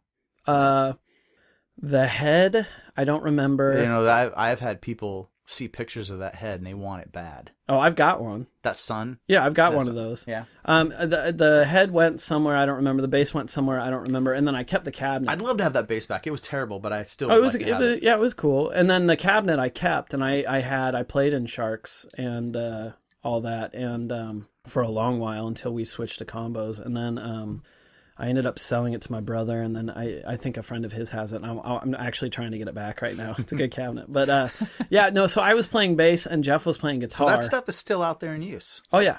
The cabinet's fantastic, and it still gets used. I don't know about the other stuff where it is, but but it was terrible. And we were trying to be like, American it was like football. No, this will surprise you. Actually, the first attempt, I think if I remember correctly, the influences were, it was supposed to be like if you mashed up Carp and June of 44. Okay. And it was terrible. Like it just didn't. We just couldn't click the way that on those instruments. So then we switched back and started over. Right. And then I think we started playing the Sharks Keep Moving type stuff, which was still a little more sort of upbeat and louder. I think it's really good. At the beginning. I've listened to it a lot over the years. At the beginning, it was a little different. It was, more of a Sharks Keep Moving State Route hybrid, and we were called Bureau of Ships, but we never played under that name. And then we became Sharks Keep Moving. And we actually played our first show under the name State Route, though. We booked the show as State Route because we got offered a show. Our first show was at the old firehouse. And we got a call or whatever asking if we wanted to play State Route. And so we booked it and then showed up and said, yeah, we're not State Route 522 anymore. We're Sharks Keep Moving. This is a new band. Because we wanted the show. Sure, there was a lot of that. I mean, that's how Screwjack or Lit started. Yeah, was a lie. Sure. Yeah. But I'm going to save that one for when I finally get to talk to Jake. Yeah, so we did that stuff. We played at the Aurora House. We practiced. We recorded our first stuff there. We recorded. State Route was there because we recorded the last State Route, the Samson EP thing. Samson is Apollo. Yeah, we recorded that at Jake's house with that ADAT machine in the basement. Yeah, and then we had to re-record it. Oh, really? Yeah, that record, that release was much different. Like we recorded that, and that was with Michael Jerome Farley, and then he left the band. And it was a long time before we got Justin. And so by the time we got back to actually doing that, we didn't want to re-record the whole thing. So Jake and I went in, we kept the bass and the bass and the drums. And then he and I sat down and we actually sort of rewrote the songs, same structures and everything, but changed the chords up and how stuff was played and everything like that. Those are good songs. And went back in and re-recorded all the guitars and vocals, and then we did one new track, which was the instrumental one on the end with Justin. So we did that at the Aurora House. So yeah, no, okay. That's right. We were definitely there as State Route. Okay.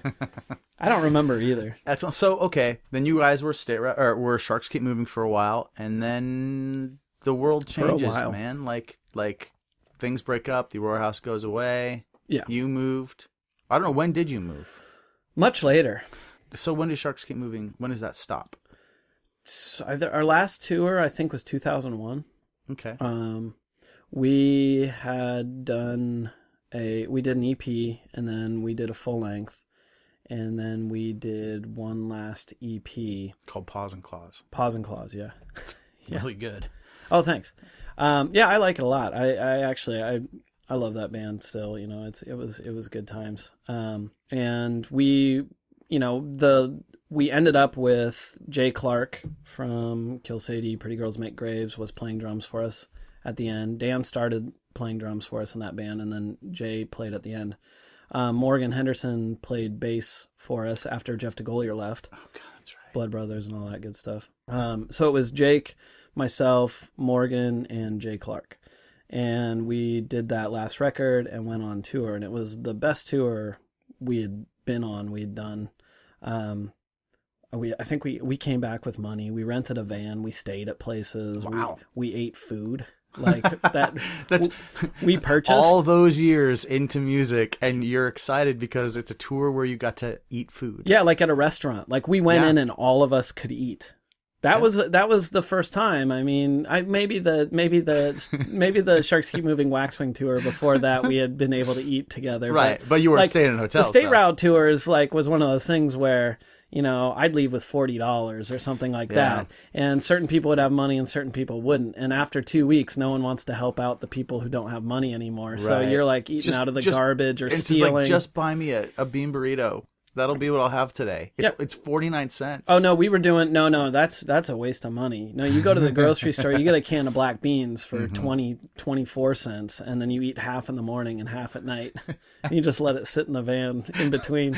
That's how you do it. Oh, roughing it. Yeah. So, but on those tours, you'd go into a restaurant, and the people with money, because people were like, we want to go to Caro's, or we want to go to whatever, and then you'd go in, and they'd eat food, and you'd sit there and watch them eat food. Mm-hmm. You're like, can I have your orange slice? Or you try and pick up food on an unbussed table on the way to the table or something like that. Oh, God. But yeah, so we went on this tour where we were like eating in restaurants, and we had hotel rooms are being put up, and we were, you know, had beer money and whiskey money, and it was great, you know. Now was that overlap to Minus the Bear happening? The last tour, yeah. So Jake was already in Minus the Bear at that point. Yeah, so he had just started with them. I don't know how much he had done, because they started as an instrumental band. You know, they had done their first demo, which I think ended up being their first EP. I don't remember. But their first demo was just instrumental. It was like, you know, sort of like a poppy Dawn Cab type thing. It was really cool. And then Jake ruined it. No, I'm just kidding. Just kidding. No, they wanted a singer, so they asked Jake to play, and he'll tell the story better than me, but he started with them, and so there was a little overlap. They were just getting started. There wasn't as much of the old Nate in this whole podcast, but and then Jake ruined it is exactly how I think of you. He knows I'm kidding. He knows. Yeah. I think he's the best part. So no, but that's that snappy sort of attitude that stood out. Yeah, even back in the day. I like it. Yeah, but it was all in good fun, right? So. Oh yeah. So there was a little overlap. So he had just started with them, and we did our last tour, and it was great. I mean, our last show on tour was a fantastic lineup. It was up at Western, and it was Pinback, Pedro the Lion, Sharks Keep Moving, and Boilermaker. Wow. I love Boilermaker. Yeah. Yeah, which was really, really fun. And it was really cool because that was the Pedro the Lion that had like Yuki and Casey playing in it, and it was just super, super fun. Great show. And I believe it was on the van ride back from that, and maybe Jake remembers better, but that I was like, yeah, I got to quit the band. I can't, I got to quit playing music and go to school. So I was. So you were like, time to get on with life now. Yeah, and go out on top with a great show and a great tour. Well, we played one more show. That was our last show on tour, and then I think our last show, I believe, was at the Paradox. Okay. We had one more once we got home. It was like a couple days later, a week right later. At the beginning then of that Paradox era. Well, we'd played there a couple times, but yeah, it was at the beginning of that, 2 or 3 times. But it was a great spot to play. Yeah, it was a great place. So what happened to you? Where did you go? So I went, and that was a crazy time because I quit playing music and went to school and was working my way into the U to do geology, geophysics stuff. And but all the other stuff was jumping off because at that time when we were doing that, everything was all overlapping. Like Minus a Bear had started, so there was a little overlap there with Jake joining the band. Pretty Girls Make Graves had started. Kill Sadie was dead.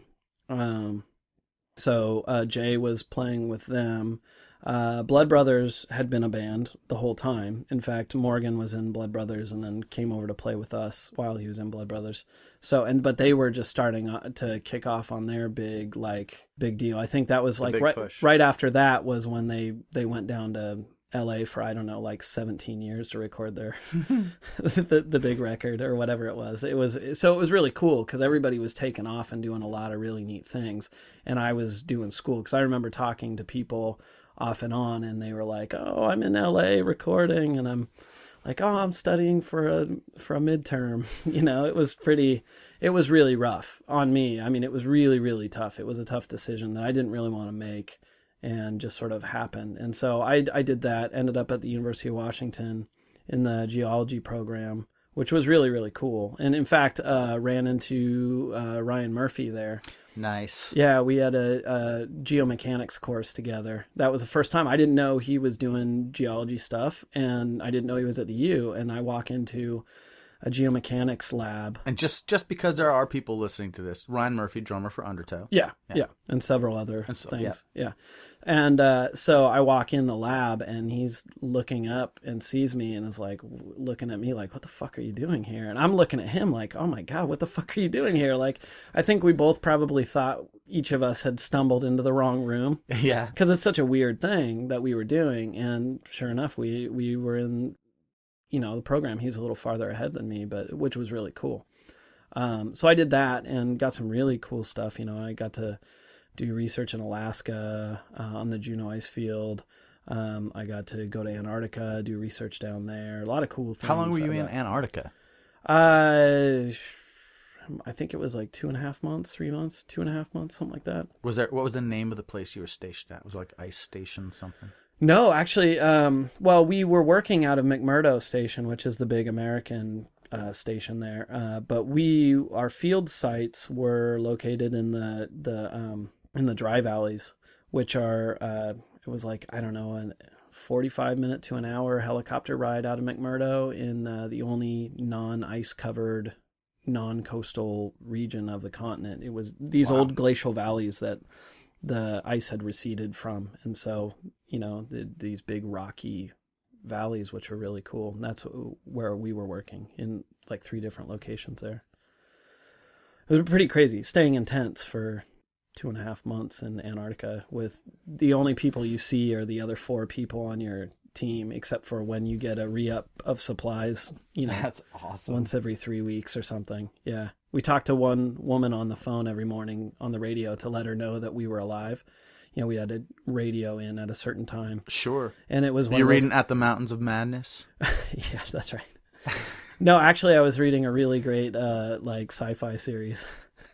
But the thing is like our whole mood would be, because like one person would have radio duty in the morning and one person would cook. We rotated, Yeah. And so it was a thing where if she was having a bad day and she had attitude on the radio, like it sort of ruined the morale for everybody. That was our only connection to the outside world was this woman named Candy.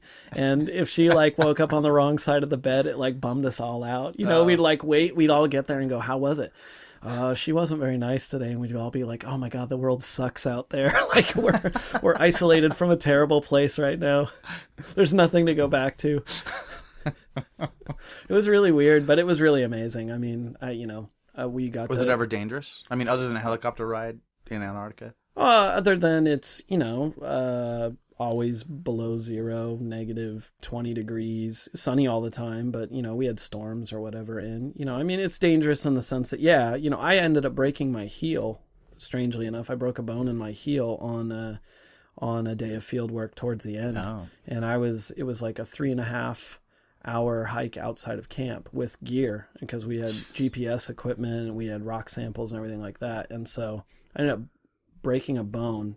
I knew I broke it, but concealed that from my team members because I didn't want to go home. I didn't want to be air vac'd out or anything. So it was one of those things where I knew I'd hurt myself and I had to limp around. Oof. Put the boot on extra tight and all that. When I pulled it out, and it was like already black and blue and swollen. So you lace the boot up extra tight or whatever, and you're with your field partner, and you're like, I got to go back to camp. And so I hiked back, and it took me half the day to get back on the foot. But I'm taking like rock samples and equipment with me. And I'm like, the whole time after that, I'm carrying gear and stuff like that because I'm saying I'm good. I can do this. So how many more days with the broken foot? I worked about another week and a half.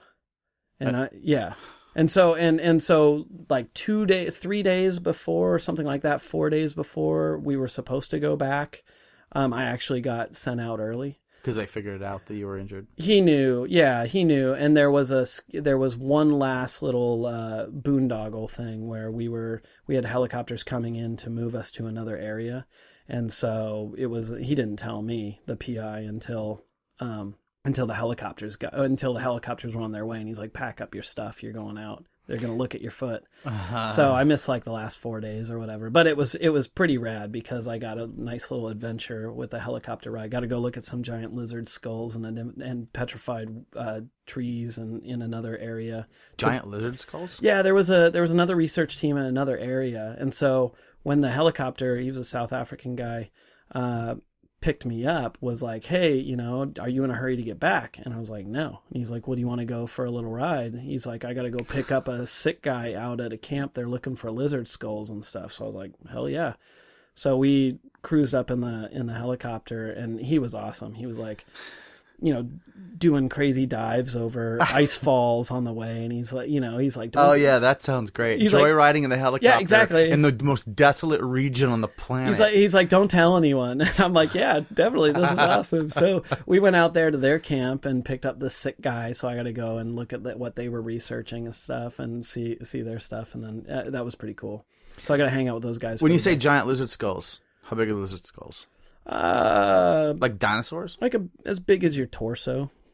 That's pretty big. Yeah, it was big. Like they're pre-dinosaurs. These were like I can't remember what the thing was called. I'm not a paleontologist, but really?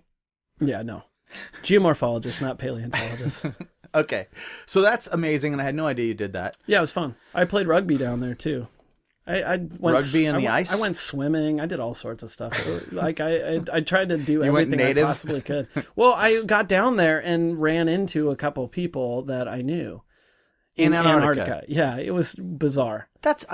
You go on vacation to Paris and you run into someone at the Eiffel Tower, or you're on tour and you run into someone that you know at like Virginia Beach on a beach, but you ran into people you knew in Antarctica. I have a lot of weird lives, It's like I played soccer. I know a lot of people from soccer and sports, and it was a competitive thing where it was traveling and all that. So there's a lot of people in that world. And then there's the science world, and there's a lot of people in that world, the academic and science world. And then there's the music world. And then there's I got into mountaineering and skiing and stuff like that. And so sometimes those things collide. I just run into people. So who did you see down there? A girl named Lisa and a guy named Jesse, and they were people that I just knew. Like Lisa was from the mountaineering world. She worked at a shop in Bellevue called Marmot Mountain Works. And, Marmot. So and I do know their clothing. Yeah. So that's just crazy. They just were down there at the same time as you. And there's a lot of places in the world people can be from. It's weird that you're in Antarctica with how many other people? Not that many. At the height of summer. 100? Well, at the height of summer at McMurdo Station, there's probably like I think 1,500. Okay, that's still a lot. But that's all the field teams, Yeah. South Pole Station, whatever. But it's not that many. But yeah, I'm like turning my dishes in after my first day after I've gotten there, and that is a weird place. And like I'm turning my dishes in, and there I pop up, and there's Lisa like washing dishes. Like I got crazy. down there. I mean, you fly down on C-130s, right? And it's like they only have enough fuel for one way. So there's a boomerang point, a turnaround point that if there's any hint of weather or whatever, they turn around. So it took us like 3 attempts to get down there with mechanicals and weather and all that stuff. And so by the time we finally get down, we arrive at like, I don't know, 10:30 at night or something, and it looks like noon because the sun's up, you know. We land on the sea ice, which is weird because the reflection of the ice when it lands and stuff, it's just a weird feeling. And you get out and you're picked up by this massive bus with tires that are as tall as you, if not taller, and called Ivan the Terrabus. And then you get on it, and they drive you up into camp. And it was too late for dinner, so we had to wait for the midnight dinner for the night shift. And so we go, they're like, hey, drop your bags off, get your rooms, and then go to one of the 3 bars they have there. And there's bars in Antarctica. There's a smoking bar, which is the fun one. There's a non-smoking bar, and then there's a wine bar that also serves as a coffee shop. Did you ever hang out there? I watched some movies there. Yeah, they would show movies. So we go to the What movie did you watch in the wine bar in Antarctica? I watched, I can't remember what it was. There was a bicycle messenger documentary, and then I watched the Werner Herzog movie about because Werner Herzog was down there the next season. Oh, wow. I got offered a job down there in science support the next year, and I wanted to go down and take the job just so I could be there when Werner Herzog was down there shooting his documentary. That was the next season. Okay. So, but we go to the smoking bar. We walk in. It's like 11 o'clock at night or whatever on whatever day. It must have been a weekend, Saturday or something. And we walk into the bar, and there's a reggae band playing. No one would ever. Are you making this up? No, you're just making this up. You can't make this up. I swear to God, there was a fucking reggae band. So what happens down there is all the people, the like locals, right, who work there, they go down and they have to like not go crazy. So there's so many activities. So there's room for so many more activities. They have like 50 Santa suits down there. They have instruments and whatever. They have unicycles and mountain bikes. They have skis, and they do marathons, and they do a cyclocross race, and they do all these things. There's a rugby match against the Kiwis every year. You know, it's like there's stuff going on. Parties everywhere. I partied in the heavy machine shop, and there was an art show. I partied in the helicopter. I partied in a shipping container with a generator. Like, we made a hooch down there. Like, it's crazy. But we walk in, and there's a fucking reggae Penguin band playing. hooch? No, it was like strawberries and bananas and stuff.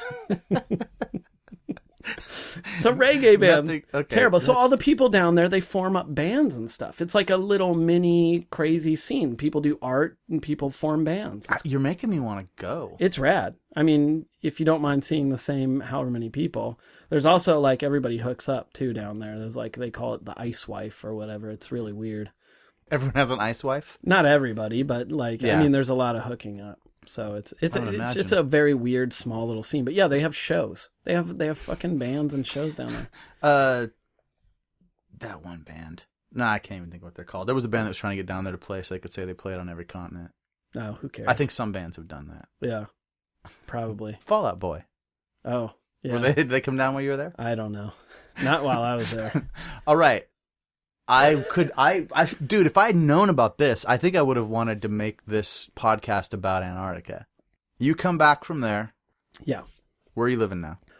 I was still Seattle at that point. I was working at the University of Washington for the Pacific Northwest Seismic Network. It's the guys who do whenever Mount St. Helens rumbles, they're the guys on there with the helicopters and stuff. I was a lab guy there.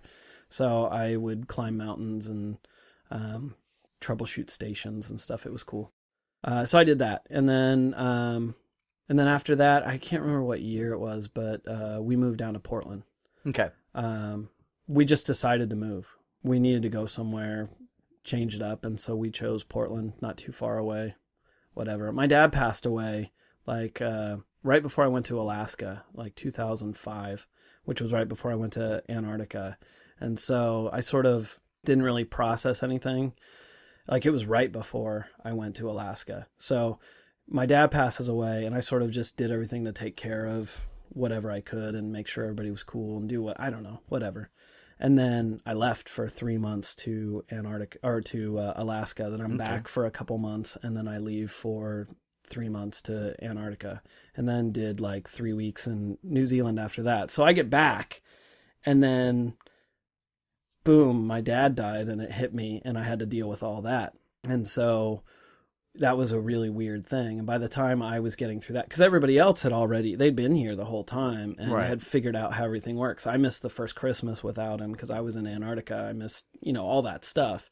And so by the time I sort of, I don't know, got past it or enough past it to feel somewhat normal or whatever, I guess that was the point where it was like, well, maybe we should just go somewhere. Just moved for a change of scenery. And yeah. Yeah. So moved to Portland. Too many memories in the old spot. Yeah. Moved to Portland, got a job, was doing environmental science work down there, and was down there.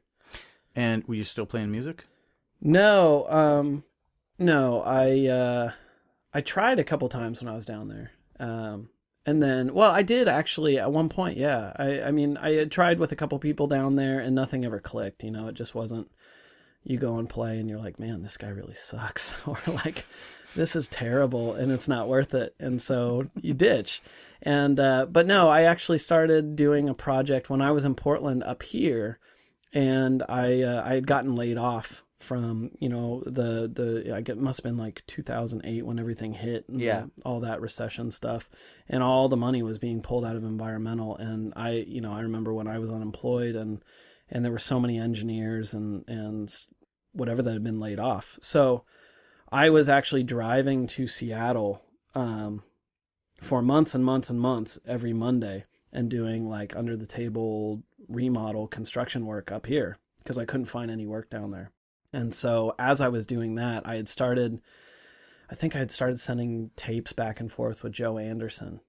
I can't remember. Like he was sending files down, and we were talking about whatever. And so Joe was in Joe Don Baker. In Joe Don Baker, yeah.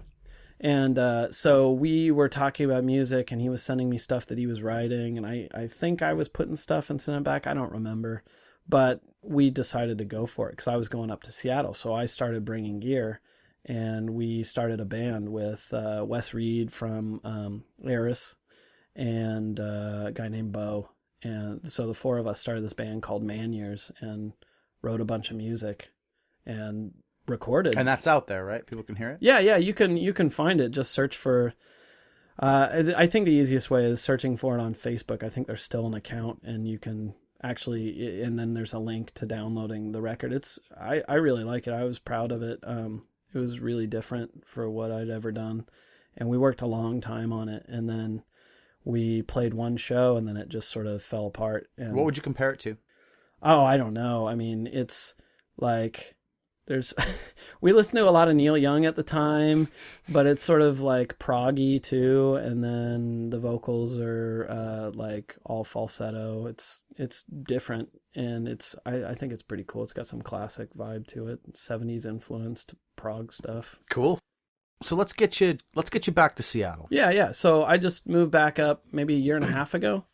I got divorced and needed a change, and there wasn't really anything going on down there. I was working in manufacturing engineering department at a manufacturing company, doing CAD work and a little design stuff, process engineering stuff, and wasn't really happy. And when I started going through the divorce, I was like, what the fuck am I staying down here for? Like, I hate my job. I've got no prospects for a better job. Portland's really hard to find a job in. Yeah. And quite frankly, I just really fucking missed it up here and everybody. I'd sort of ditched, like when I went to school, I really stopped hanging out with a lot of people, just my own doing. It wasn't any bad blood or anything like that. I loved everybody, but I really just sort of separated.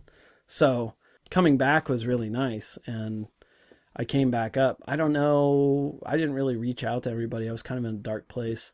But people would start seeing you around and start saying like, "Hey, well, it was Nate." Well, actually, yeah. I mean, a couple people saw me around or had hints that I was there because I wasn't really doing much or going out. But once people sort of heard the rumors, or a couple people, I don't know. I mean, Jake was a person who like reached out to me and was like, hey, I heard you're back and whatever, and what you're going through, like I'm on tour, but let's hang out when I get back. And it just sort of started from there. And so now you're back, playing music here again. Yeah.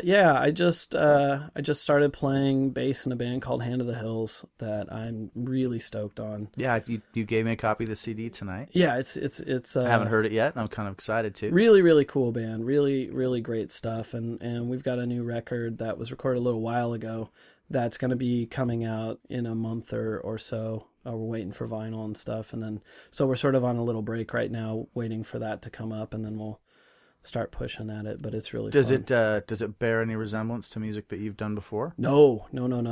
Very, very different. I mean, it comes out of the mind of a mad rock genius named David Totten, who was in a band called The Quiet Ones. Okay. And he's in probably my favorite Seattle band called Scriptures. I don't know if anybody's heard of these guys. They are so rad. Instrumental band, like think of Earth, but with more activity, like little more going on, and cool, and kind of heavy and just fantastic. But yeah, he's a mad genius when it comes to rock and roll and stuff like that. And it's very it's got some classic rock elements too, but it's very prog influenced and all that. It's just really great stuff. And it's all those guys. I mean, I just started playing. Whatever, you're it's in fun. Yeah, no, it's super fun. It's gonna be fantastic. But really excited about that. And so you're planning to stay in the area? Oh yeah. You're back.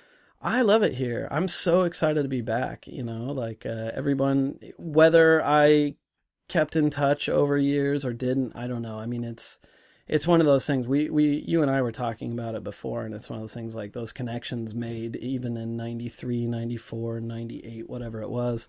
It was such a special time, and those connections are so strong and solid and whatever, that even with a 8-year break or something like that, whether that was just me going radio silent or whatever, you come back and it's like not a day has changed, and it's almost even stronger than it was, and so much love and support, and it's really... Well, everybody has more perspective. Yeah. And everything's not the end of the world. No. And there's no way, with all the people that we know and all the people we have known and have come through our lives, there's no way to stay in touch as often as we'd like to. Oh, like no, for sure. I feel like you just have to walk into any situation. If you haven't seen that person for a day, or you haven't seen that person for a year, it's the same. Oh yeah. Some people have this take that they haven't heard from you for a while. That means you're not as good of friends anymore. And that's just not... That may have been a reasonable point of view for a 22-year-old. Right. But it's not a reasonable point of view for a grown-ass adult who's sure. also a stunted punk rocker. Well, and it's also the thing, too, where I feel like... Yeah, I mean, I don't know. We all have those relationships where something went down, or where something didn't... And maybe you don't even remember it all Something didn't end well, or whatever. Or maybe you didn't even... I mean, that's the thing. Is like there are people that maybe you didn't even like back then. You had a problem with, or whatever it was. And now it's okay. It's like... Yeah, some of those people turned out all right. So, yeah, that's what I'm saying. Like, I mean, I think I'm one of those people. I'm sure I'm one of those people. I think I turned out all right. Whatever, I liked you. I put you in that crucial role in my film. Oh, yeah, that crucial role. Let's talk about that. Here's why your role is crucial. Because we had a problem with Rolo. And if you want to stick around, we've got a problem with you too. Something like that. It doesn't matter. It doesn't matter what you said. There was a bottle that got broken. That was a good part of the scene. But this is what the Hershey's syrup. This is what your scene, your specific scene is about. It's about Rocky's character snapping and beating someone up. Oh yeah. And it's specifically because Rocky's character is all about making peace. That's why you chose me, wasn't it? Yes. No, because I thought you would play an asshole really well. See, that's so flattering.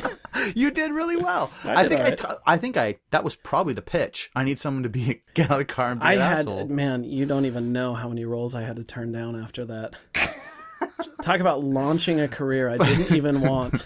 But the point is, though, we had to see that Rocky... I pushed him over the edge. He didn't want to fight, not because he couldn't fight, but because he was really good at it and wanted to do something better than that. That was my idea in the writing. This character has to kick someone's ass. And he was really good at it because I was instructed to take the beating. I had no choice in the matter. You did a good job, though. You got kicked a little bit. Well, I was like in fetal position with a pillow, and they were kicking the pillow, if I remember correctly. There was a pillow. Not to give away the movie magic. And the blood was Hershey's syrup because it was black and white. Yes, that's true.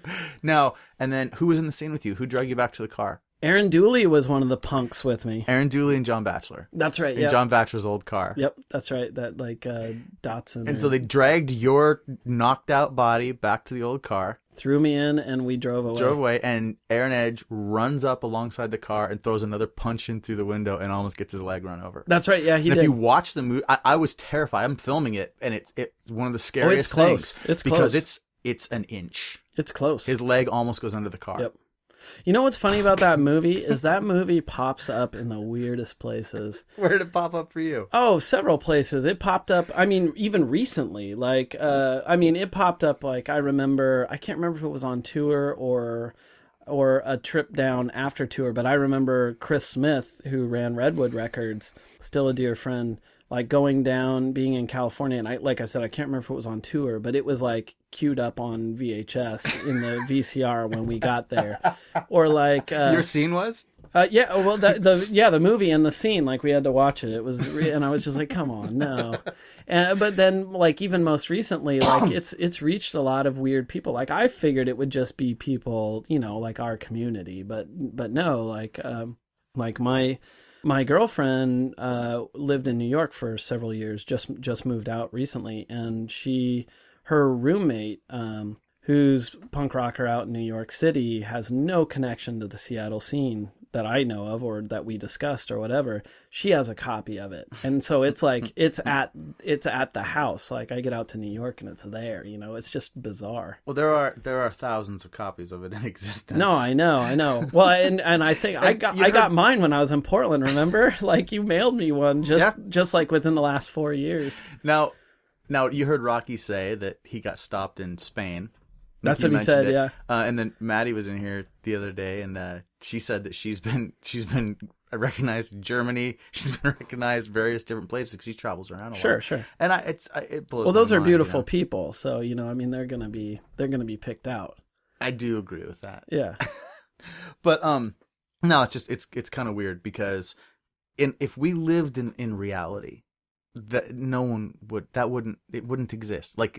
It doesn't matter that there's 2,000 copies circulating or whatever it is. No. No one would recognize anybody. No one would care. This stupid little video thing that some people made, but it does keep popping up. Oh, I think it's awesome. My best memory of the whole thing, shooting was really funny because if you'll recall, every day was a blast. We shot in the morning, and I felt it was very important to be in character. So it was 9 in.m, and I think Dooley and I were splitting a 40 of malt liquor or something to try and get into character, 9 in.m. And, but my favorite memory was the premiere. That was at the El Gaucho Theater or whatever it was. It's a little theater called The Big Picture. It's underneath El Gaucho. Yeah, right under El Gaucho. And that was the best thing ever because if you'll recall, everybody who was in the movie and whatever, and my parents and my grandmother, partners, family, whatever, were there, and it was just a big party, and everybody's cheering and laughing and clapping at all the stuff because we're all watching ourselves and each other. Everything you went through for and all that time. Yeah, and there's all the memories of that. Yeah, drinking at 9 in.m. to get in character for this silly fake fight, and me arguing with you, do I really have to say that line that way? That was the number one thing that happened to me is no one but Maddie had read the script all the way through. I hadn't read anything. Well, yeah, but even I said 2 lines. Even my main characters had not read the script, yeah. So no one knew what was going to happen in all these different scenes that I was filming. Right. So people would object to lines, yeah, and I'd say, but it's important. You're referencing I thought everything was important because I didn't know what the hell I was doing, Of course. So I thought if that doesn't get delivered exactly like that, it won't make sense 10 minutes from now. Sure. Well, I remember saying to you, because I didn't know any of the story or anything. I showed up for my stuff, and I remember like really not wanting to use the name Rolo. That's the character's name. I know, but I was like, come on, there's no way he's named Rolo. Like, do I really have to call him Rolo? Yes. No, of course. I mean, it's the character's name, but I just remember having a problem with that. It might have been the malt liquor, too. I don't remember. It could have been the malt liquor talking. All right. So basically, we got to bail out of here, but I want to give you an opportunity to talk about anything that didn't get talked about, or promote anything, or whatever you want to say. Man, at the conclusion. I don't know. I don't really have anything to promote or say about that. I don't know. You did talk about your band and the record coming out. Yeah, so sure. Yeah, I don't need to hype anything. This has been fun. I mean, I think I will say, probably not eloquently, but like I think this. You and I talked about this prior. I keep saying that as well, but because I want to prove that we talk. But no, I mean, I think this is really, really a neat thing. I was excited to and honored to be a part of it. I don't know. I listened to the first one and the second one so far, and I love the concept of going back and talking about all these things sort of compartmentally with different people and filling in gaps. And I don't know. It was a really special and important time, at least to me, and I know to a lot of other people. And I think it's a good time, at least in my life, to go back and rehash all that stuff and bring it back up. And I'm really excited to hear the rest of them. Well, awesome, man. I'm excited to do them. And I'm just, it's, if it's nothing else, it's an excuse to sit down with an old friend, learn a few things I didn't know about him, and, try to pull these murky memories out of the past. We're going to have to turn it around and find out some Dave Larson dirt. Oh, it'll all come out. Trickle out. It trickles out over the course of the whole thing. I'm the one guy on every episode. That's true. So thank you so much for coming out, man. Yeah, thank you. This was fun. Appreciate it, brother.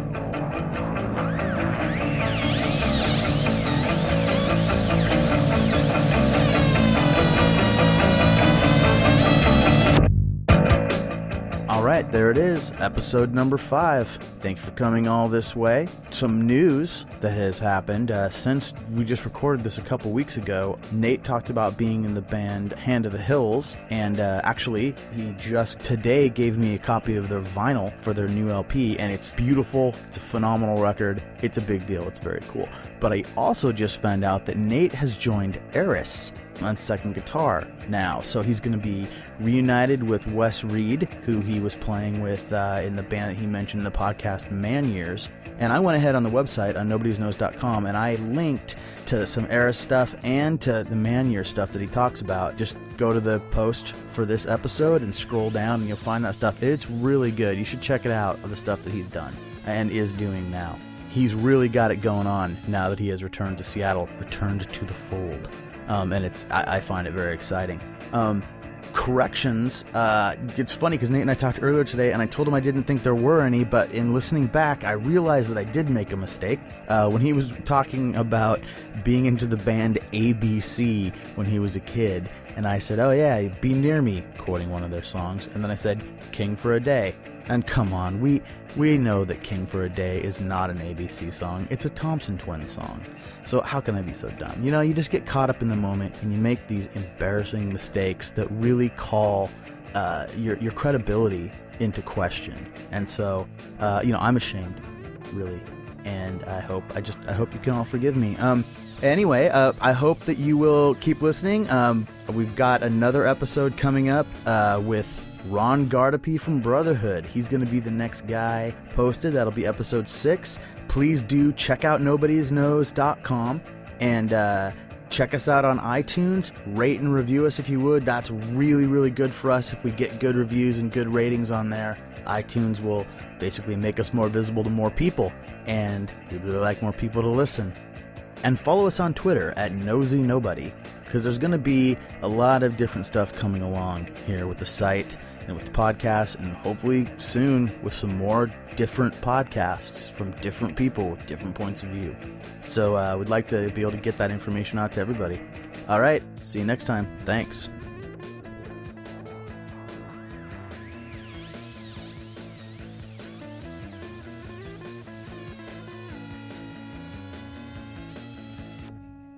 This podcast is a product of the Nobody's Knows Podcast Network. Executive producers David R. Larson and K. Drake Streetman. Music for this episode provided by Polymorph from the record Artifacts, Demos, and Debris.